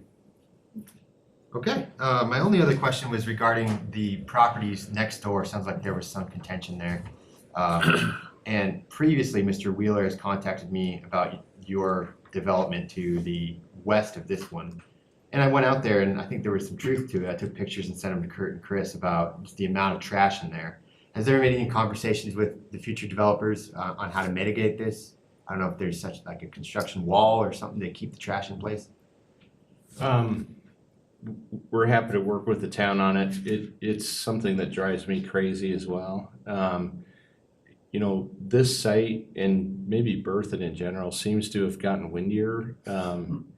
And, you know, I think there was even a Denver Post article about this was the windiest winter on record ever, something like that. And that's not an excuse, but, you know, when you're doing new construction and it's blowing 90 miles an hour, it's really hard to contain the trash. And admittedly, we need to do a better job of with our builders, trying to contain it on site, picking it up. Yeah, and to clarify, you're not alone in this. I think it's a townwide issue. I just happened to go out there because of that complaint and I saw it. So I guess Kurt, you've done some good things regarding just holding up permits and stuff like that. We do weekly car rides, and then we're having our pro code who does the building inspection kind of look. And yeah, we've held up permits on most of the subdivisions, not Heron Lakes, because they've really only had a very localized, I think, 2 or 3. But yeah, some of the subdivisions have had continual problems, and we have held up permits for them until they've cleaned everything up on at least 4 of the subdivisions in the last 6 months. So that seems to be working. Okay. And do we have I know I've seen these little construction fences that are like to your waistline. I think Yeah, those trash. are silt fences. Yes, those are required on all the active construction sites. And those are designed to deal with stormwater during the course of the project. They will sort of catch trash, but you know, there are areas where we have 5-foot tall wire fence and trash just blows right over the top. So it's the best thing is to keep the trash in the dumpsters, the lid's closed. Okay. That doesn't always happen, but Kurt's team does do weekly inspections and it's pretty aggressive, sending out photos and violation notices and holding up permits. What often happens is we'll get a big windstorm and then within 2 days we'll get a bunch of complaints. This place is a disaster, and it usually is. And then the builders clean up and it's good for a while and then the wind comes back. It's just kind of a constant battle. Okay. And the HOA out there is pretty on top of it too, because I got someone calling me about getting a citation for mud in front of his house when it was from the empty lot being constructed next door. So I told him just go talk to Jim. Okay. And so finally, where's the stub? This is on the very south end? Southeast. Yeah. Right there. Okay, that's right. And that, it lines up with the road, I think it's Colony Ridge Parkway, if I remember right. But you can see that there's a road that comes down that hill. And there's a stub at the top by Heron Point, right? Yeah, so this road extends and then it has a stub or maybe 2 stubs, I can't remember, into Heron Point. But we just thought that was the most reasonable, logical place to put the right-of-way stub because that would allow, Colony Ridge plus these lots to connect right in if it makes sense to do that at some point. And is that a permanent road or is that just kind of a makeshift thing? Is that? It I believe is a permanent road. I don't know if it's needed now, but it was needed at the time because they only had one point of access off of Berthoud Parkway. Yeah. And but now that they're connected to Heron Point, I don't know if this road is needed, but I believe it's a dedicated emergency access easement. Is it? But has it got the right of way for the county, or is the landowner can they take it back anytime they want? How is it designated? Yeah, I don't know for Does it sure. move, I or- do believe that it is an emergency access easement that's a dedicated easement. Now that it's not needed, I don't know if it could go away. But again, we to make this cul-de-sac work right, we just felt like, southern access to Pine Hill probably made the most Either way, sense. Pine Hill's a permanent road, it's not gonna go. Yeah, Pine Hill is the access to all of these larger lots to the east. So I think Pine Hill Road or something similar to it will probably remain in perpetuity. Okay. So- Is the elevation in grade or similar to these county developments? I kind of learned to ask this after Vantage was way higher than the development today. So the Cran property, the high point is sort of in the middle, and then it falls basically in all 4 directions. So to the north, east, and south, not so much to the west, but a little bit. And then it falls, so Pine Hill Road is sort of the low point, and then these properties go up. So like Colony Ridge hence the name, the ridge. Heron Point, again, it's up high. So these properties will see, for the most part, see over this neighborhood. These homes, not quite as much, but as you get further south, the grade gets more steep. So like this home will have a pretty good view, probably permanently over the neighborhood. But as you get further north, then the grade is more similar, Okay. flatter. Yeah, but you're not like 20 feet higher, 30 feet higher than. No, I would say we're probably even or below those neighbors to the east. Great, those are all my questions. Anything else, trustees, for staff or the applicant? All right. I guess my only one would be that road, if it's gonna be, I don't know how important it is. I guess as long as they have it out to that north-south road, that's all that matters. Can we clarify that? I know if I can't tonight, but. Yeah, we can certainly clarify that before we come back with the Yeah, preliminary plat and see if that's a dedicated easement. But I think really from, you think about a fire emergency access, you would want that right-of-way stub as far south as is logical to Pine Hill, so that you have 2 points of access to the majority of those properties to the east. So I think you'd want it in a location pretty similar to where we've got it, whether it lined up with that road to the east or not. I'm just curious to see if it would disappear, go away, move. I'm just curious how. I'm 99% sure that's dedicated easement and or right of way. It's a shame because, It's called Crest Ridge Drive, so I don't. Because that property owner was at the planning commission meeting, so they would have known. So unfortunately, she's not here, so. Okay. If we could clarify just for sure. Yeah, for sure. Trustee Murphy? Quick question. Regarding the annexation, points 2 and 3, could I have a more in-depth explanation of community of interest as well as expectation of urbanization? So those are straight out of the statute. I just did a quick review of annotations to see if any cases to date have even ever construed those, and there aren't any cases that have ever construed those. So, I think they are what you think they mean. Typically, over my years of municipal practice, I have advised that community of interest is essentially not a satellite, right? That it's closer in to the community of Berthoud. The folks who are gonna live there are gonna have the same service providers, not only municipal service providers and utilities, but also the same sort of grocery stores. They're gonna use the same schools, that sort of thing. And then with respect to expected to be urbanized, again, that is sort of what does that, it means kind of what you would think it would mean.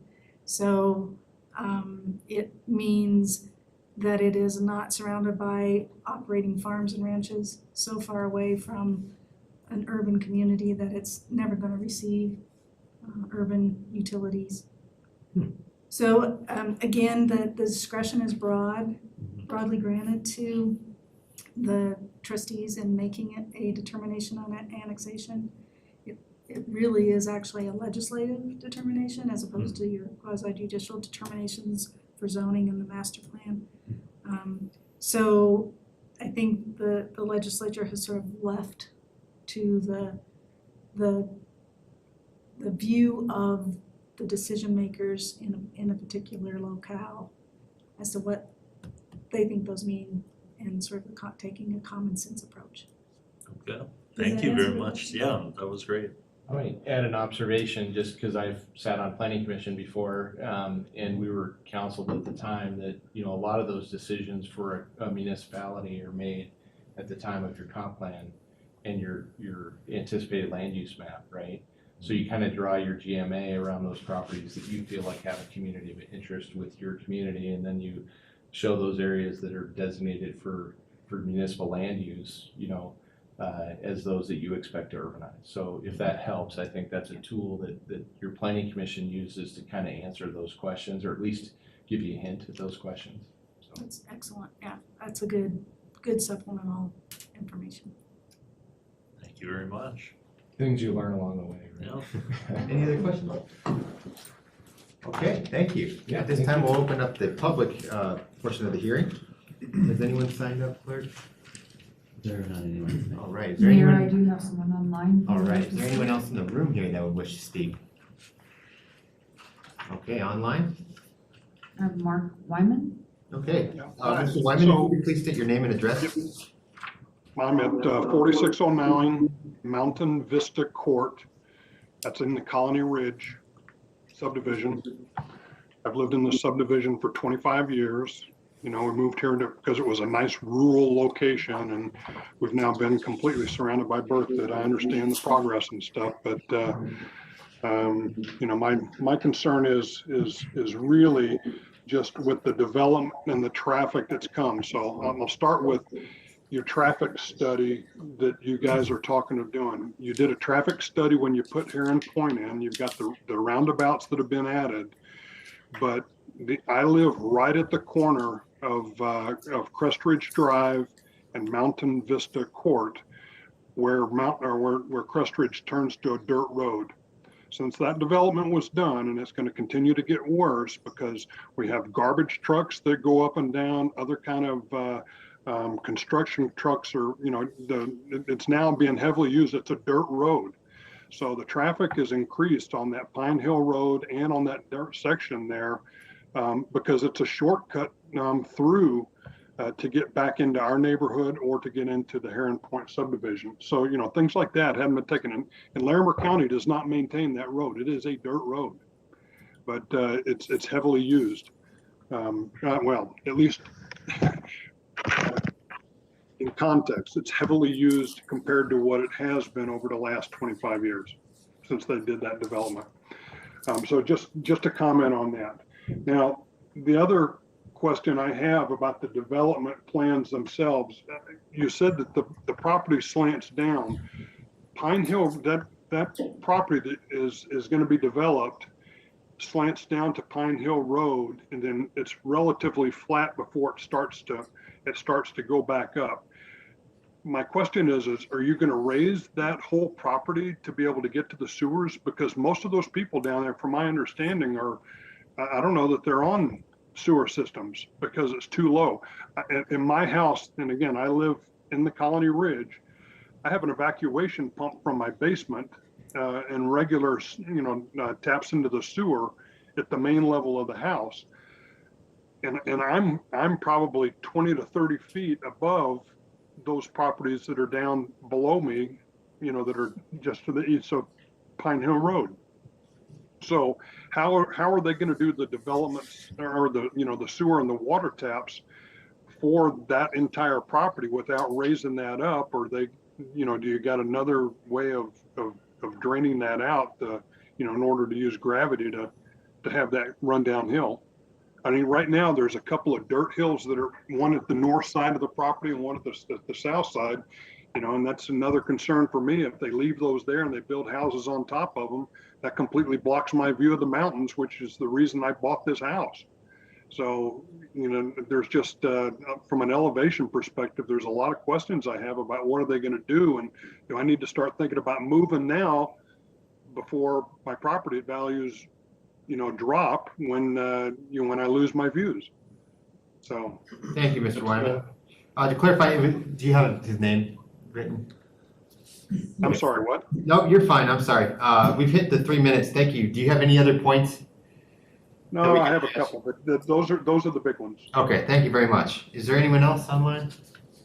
Mayor, there is not. Okay, I'll close the public portion of the hearing and bring those questions back to the one with the traffic study. Could we kind of synapse that or do a review of how we're going to look at Crested Ridge? Sure, we can certainly add that to the scope. I'm surprised. I'm not surprised that traffic would increase there, but I would be surprised if it was traffic from our project. But we can certainly add that to the scope of our traffic engineer and do counts and figure out if we're adding traffic to that road. Again, I can't imagine that would be a shortcut from anywhere to anywhere relative to our project, but we can certainly study that. So his question about the dirt piles. So that's just a stockpile. So as our builders dig basements on lots that are finished grade, they create excess dirt. And so we take that dirt, or we ask the builder to take that dirt to this location, and they put it into a stockpile that then gets used in future phases or gets moved off site. So we have no plans to build houses on top of those hills. It's merely a stockpile of that soil that's coming out of the basement excavations. So his concern about having his views blocked, I think he can rest easy about that. His question about sewer, so we have the vast majority of the Heron Lake site, nearly everything that's developed except for the townhomes and the commercial that's going in now, which is actually not part of our project, is all on a lift station. So the plan here would be do basically a small transfer lift station for this site, so we don't have to fill it and block people's views, that would pump to our existing lift station that would then pump it over the hill to Gravity. So his concern about having a whole bunch of fill in there that would again raise the site to block views, he can rest easy. That's not part of our plan. He also asked about water, but the water is pressurized, so it will be fine. So yeah. Thank you. So that's what I had written down. That's what I had, the questions I had too, so, thank you. And there's no one else? No, Mayor, Okay. there is not. Thank you, Mr. Birdsall. Yep. I'll bring it back to the board for deliberation here. Does anyone have any, I guess, final questions for the applicant or staff? Okay, I think we started right to left last time. We could do, actually, no, we didn't. We started over again with Trustee Ayers. How do you feel on this? I mean, it satisfies the three specific requirements that were outlined. I understand that everyone's concerned with growth. The gentleman that just spoke also is obviously concerned about sightlines and having a lot of houses in between him and the mountains, and I completely understand that. I would just have to say that, you know, I'm cognizant of the fears of the residents as far as annexation goes and more developmental growth. But the plan looks good. It looks like it's going to be nicely laid out. There's a lot of open space. There's a lot of greenway. It seems to fit the character of the region. There's a lot of infrastructure that's going to be added on the north-south corridor, the bike path especially, which is benefiting the town and the region. So, you know, obviously the fears of growth aside, it seems fine. Trustee Hardy? Looking at it on its own, I think it's well done, matches everything else that we've already approved and discussed. The only thing that comes to mind right now, after looking at the plan here through the faded shades of, you know, seeing like high density, big acreage lots and then back to high density. Seems like some people will come in and ask us to grade 8, you know, the density's down, but I don't know if that's, I mean, it just, it all blends with over here. I mean, if you look at the whole package just for what he's doing, it's perfect, but yeah, I think it's contiguous with what he's doing, so it fits in. Trustee Murphy?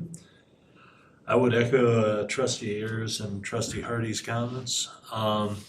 I also really appreciate the Planning Commission's additional commentary on this plan and additional, I guess just comments. So, yeah. Okay. Trustee Sorcelli? I feel like the plan does satisfy the eligibility requirements for annexation, and I think that makes reasonable sense to move forward with that. I also think that the rezoning makes sense, and I also appreciate the commission's suggestions and agree with them, so I want to make sure that we honor that, and thank you for the updated plan that encompasses those ideas. And then I'll just look forward to seeing what the traffic studies results are, to see the impact on 14 and what the implications are, just to make sure that that flow is satisfied. So that's good news, I guess. All right. Trustee Butler? I think this makes sense. I will say that I am very sensitive to some of the resident comments. I used to live in Heron Point on some ridge, views, so I'm very familiar with this area. I used to walk and, travel around watching the golf course get built from the early days. I think I moved in 2017, so I'm very familiar with the area. I understand the sentiments of the residents, but it makes sense. It looks good. And I think on all points with the annexation, the zoning, and the master plan. Again, I just reviewed this quite thoroughly on the planning commission, so I'm in favor. Okay. Mayor Pro Tem.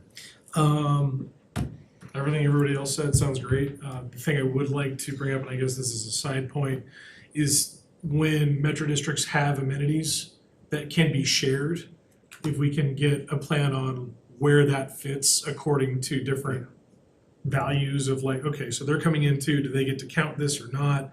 And how does that equate to our Yeah, I think point there's a really easy solution to all that. Totally. We can clarify for you guys. That would be great. Yeah, I like it. It fits. Thank God for that 0.01% of continuity, because otherwise I might have been a little bit discouraged here.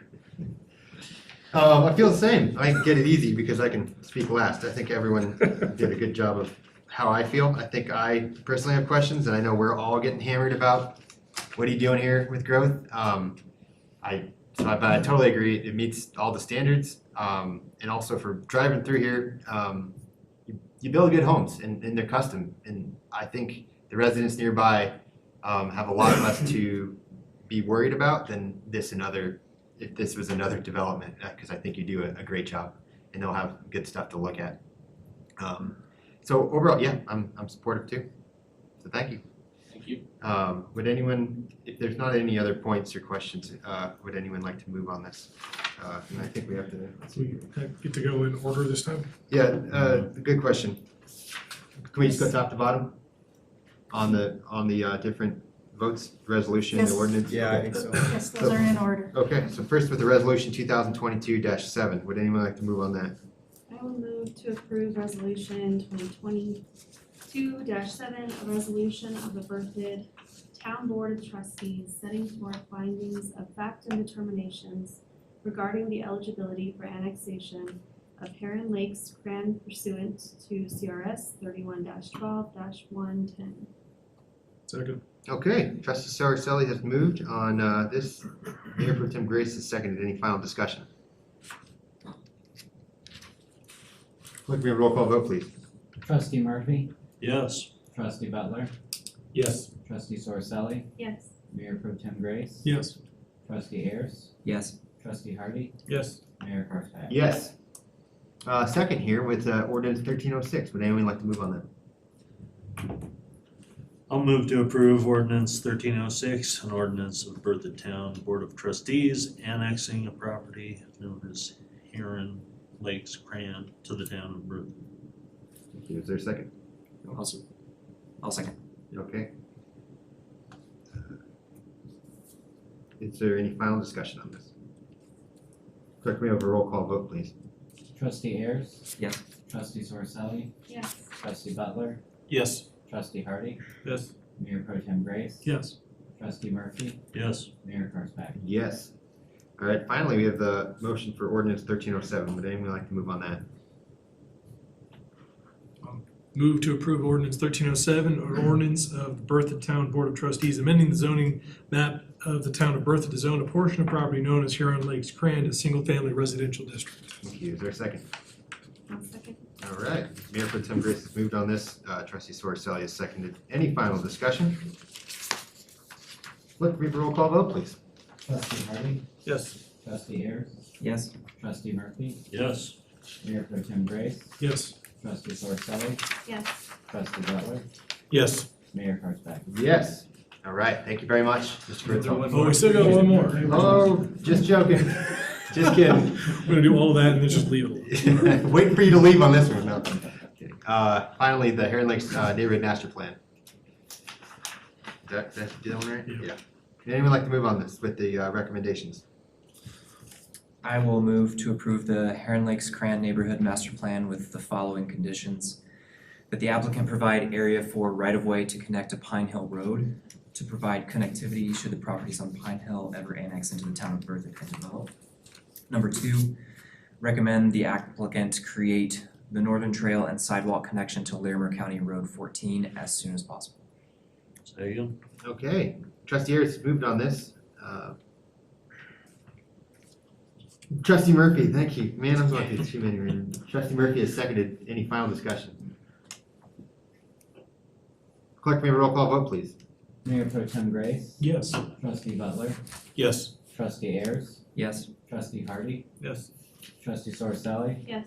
Trustee Murphy, Yes. Mayor Parsberg. Yes. Okay, thank you very much. Thank you.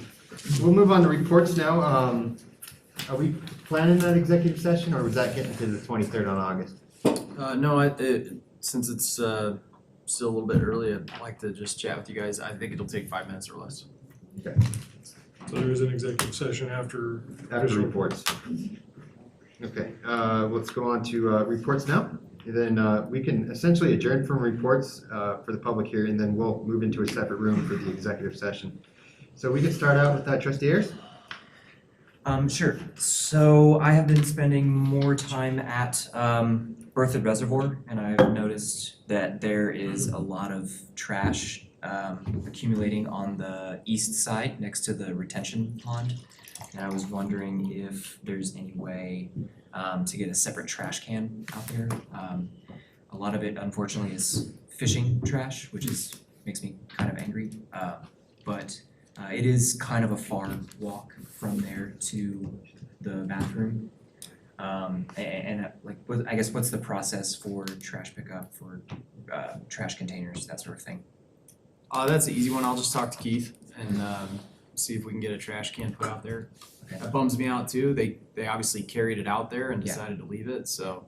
Yeah, a lot of it's trash like- can is the problem, or if it's just people who are lazy, but It's either way, but either way, I think having a trash can on the far side is not a bad idea. I think It it does makes make it a little bit more challenging for us to empty, obviously. But I think my way of thinking is that it kind of is a statement saying, hey, here's another trash can because you couldn't carry your trash back to the bathroom, which you have to go to anyway to get back to the parking lot. you carried it out to go fishing, whatever it was that you left. That's kind of frustrating. Power bait. There were some. Always power bait. Yeah, it was bait wrappers and candy bar wrappers and that sort of thing, which is unfortunate. And is there any other complaints from any of the other open spaces or parks around town in that regard? Nope. Okay, so fishermen are. None that get elevated to me, so they either get dealt with or. Okay. It's like a Yeah. river runs through it. It was, there was enough that it wasn't sort of the wind, it was obviously someone or multiple someone's just kind of hanging out on the dam over there and throwing trash.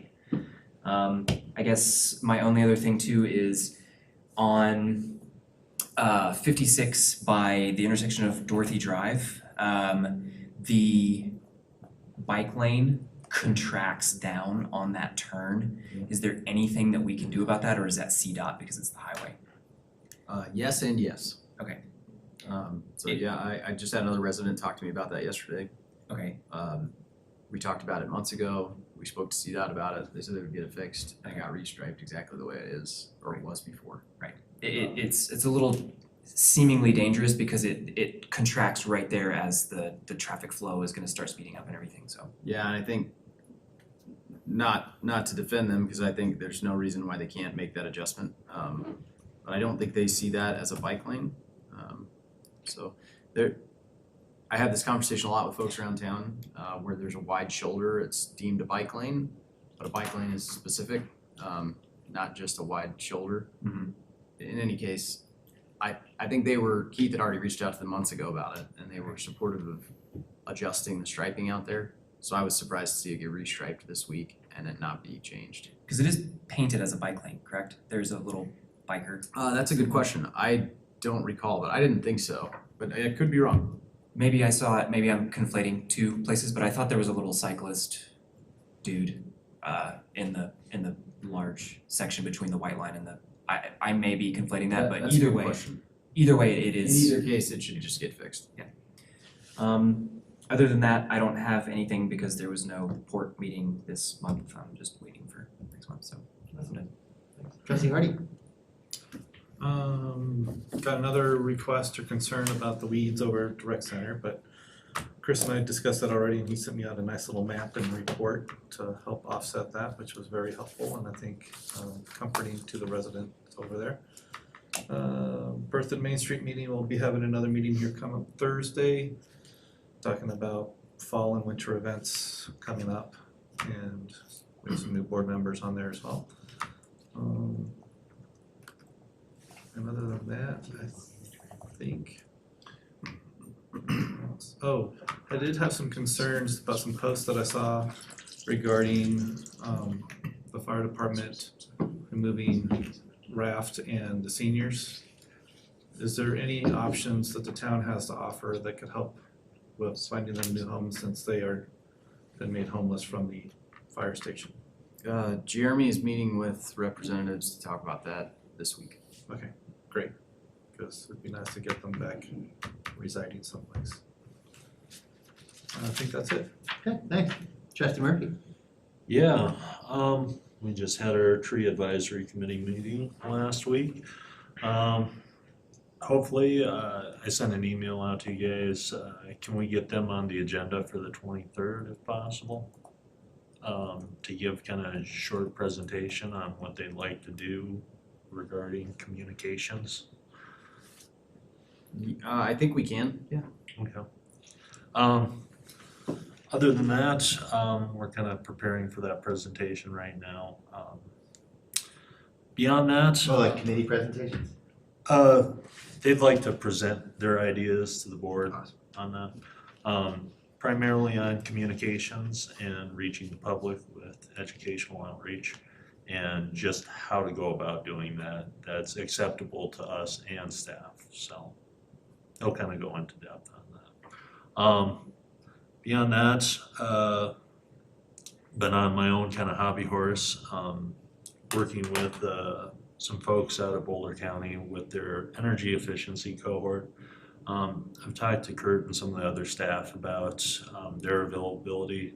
They're holding several sessions this fall to kind of go about discussing where the communities to the south of us want to go in regards to net zero and energy efficiency. I'm gonna sit in on those as an observer. If anyone else has interest, I can certainly put you in touch. They're just gonna be Friday morning Zoom calls, and hopefully I can bring back some good information or things we can use in the future. Yeah. But, yeah, just reach out to me if you guys want to participate or not. To share the link with all of us, and if we have. Can do. I'd be interested, looking possibly. Yeah. Other than that, that's all I've got. Awesome. Well, thank you for that, taking the time there. Yeah. Trustee Swarcelli? I don't have anything to report. Okay. Trustee Butler? I've got nothing. Welcome. Other than, yeah, glad to be here. Yeah. Part of the board of Glad to trustees. have you, and glad to have a full board too, so that's great. Mayor Pro Tem? Couple things. So I guess one, and this is for staff, so the Alita alerts we did 2 weeks ago, is there any chance we could get that in the next Berthoud in Focus? Send it out that way so that people know where to text, what to text, broaden that net for communication. Do you mean promoting that people sign up for LEDA? Yeah, in the Berthoud in. Yeah, we do that in the newsletter, and we'll do it again. In September is National Emergency Preparedness Month. So that's when we typically push a little extra there, but yeah, absolutely. Okay. Next one is actually a question from a citizen, and it actually sounds like a good idea. Around the natural area, specifically around Wagner Farm Park, some lowlands, a lot of rain, some mosquitoes are starting to show up. The question was, could the town somehow figure out a way to get bat boxes built, kind of put in the area to help keep mosquitoes down? Is that something we could do? Because it's... Scouts were actually. Yeah, doing the some Girl of that. Scouts used to come when I was a brand The new Scouts. trustee. Yeah, the Scouts were the ones building all the bat boxes in town. I would give it like Jen Rotar or one of the troops. Okay. Jen Rotar's, I don't know if she's involved. That'd be with cool, the Girl that's, Scouts if we as still well. did, because they used to be able to do it on town property, which which I thought made sense. Yeah, I've honestly never heard of it before, so, but it sounds like a good idea. Okay, just making sure there's no problems doing it, or maybe. Look like bird boxes, but they're best. Last one is Birth and Youth Advisory, Scourge Fest, this Friday and Saturday. Carnival stuff, rides, foods from food trucks, there's gonna be a DJ. Your favorite DJ of mine, DJ Kevin. Not DJ Kyle, is a different guy, DJ Kevin. Yeah, it's gonna be great, it's Friday, I believe 4 to 7, and then Saturday 2 to 7. Come on by, hang out, ride some rides, hang out with the youths of town. Yeah, it's gonna be great. Do you have a good amount of volunteers? Yeah, volunteers all got squared away. We had the last meeting about that. We're kind of the last approach to meeting tomorrow afternoon of, okay, well, we can't stop the train now, so we have to let it go. What do we do now if stuff goes wrong? Yeah, it's gonna be great.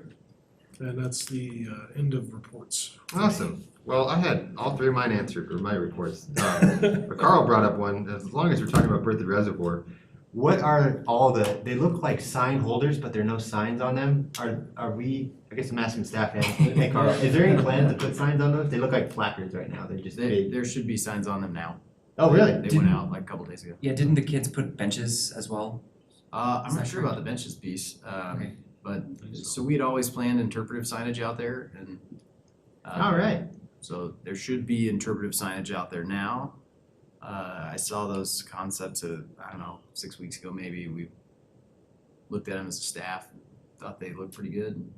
I thought they went out a couple days ago, so. Okay, cool. But I have not been out to see them myself. I So told if my they're not nephew there now, since they he's should be never there. been here, he can't read the signs. That's bad. It's like he's in blood. He's a muggle.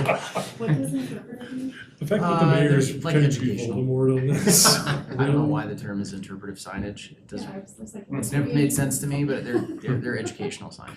I think it's so that you can interpret what you see around you, right? Choose your own adventure. It's like postcard art, like a flashing light and a picture of a bird for some reason. Like, what does this even mean? Like, well, In the tree replacement, I wanted to bring up yours. It's great to hear, one, staff's looking into things like Hammond, because there is just trunk after trunk cut.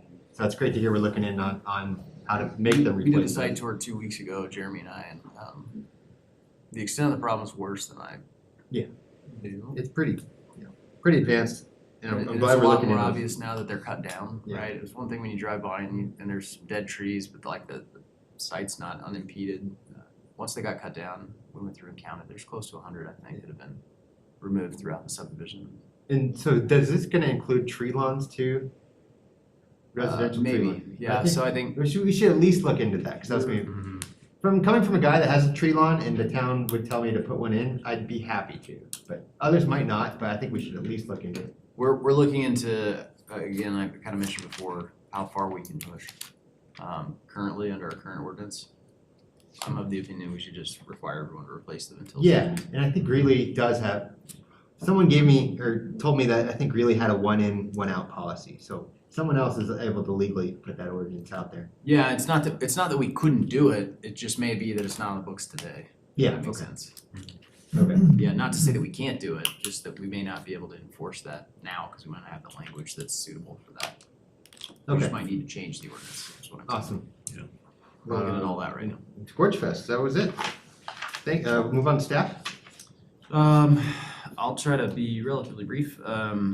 We had a good open house on Thursday evening for the First Street Corridor Plan that took place at Northern Water, because it's right in the heart of the corridor. We had a lot of public participation. Great. I'd say 50 or 60 people probably, if I had to guess. I didn't count because I was too busy talking to folks. The feedback was generally positive, I think. A lot of concerns that you would expect, traffic, growth, architecture, all the same stuff we talk about all the time. But in general, people were happy that the town was kind of embracing that corridor as a key place for today and the future. And then I think everybody enjoyed getting to share their feedback. And we did the dot things where you vote on stuff you like and what you don't like, and had a big long map of the corridor that was like 12 feet long. You could stick sticky notes on. Anyway, all kinds of good information there, and we'll have another one in September So we're sending notices out directly to anyone in the corridor, and then also posting on social media and newsletter and website, whatever. So be on the lookout for that in September. Oh, now that we have a full board, I'd love to get a retreat organized, including a tour of all of our facilities for those who haven't seen them all. And so I'll be sending out an email this week with proposed dates and times. I'll try to create a whole mix of stuff, evenings, weekends, mornings, and we'll just see what works best for everybody. Last couple of years, we did 2 evenings, like in back-to-back weeks. So not back-to-back days, but like, a Tuesday night and then another Tuesday night.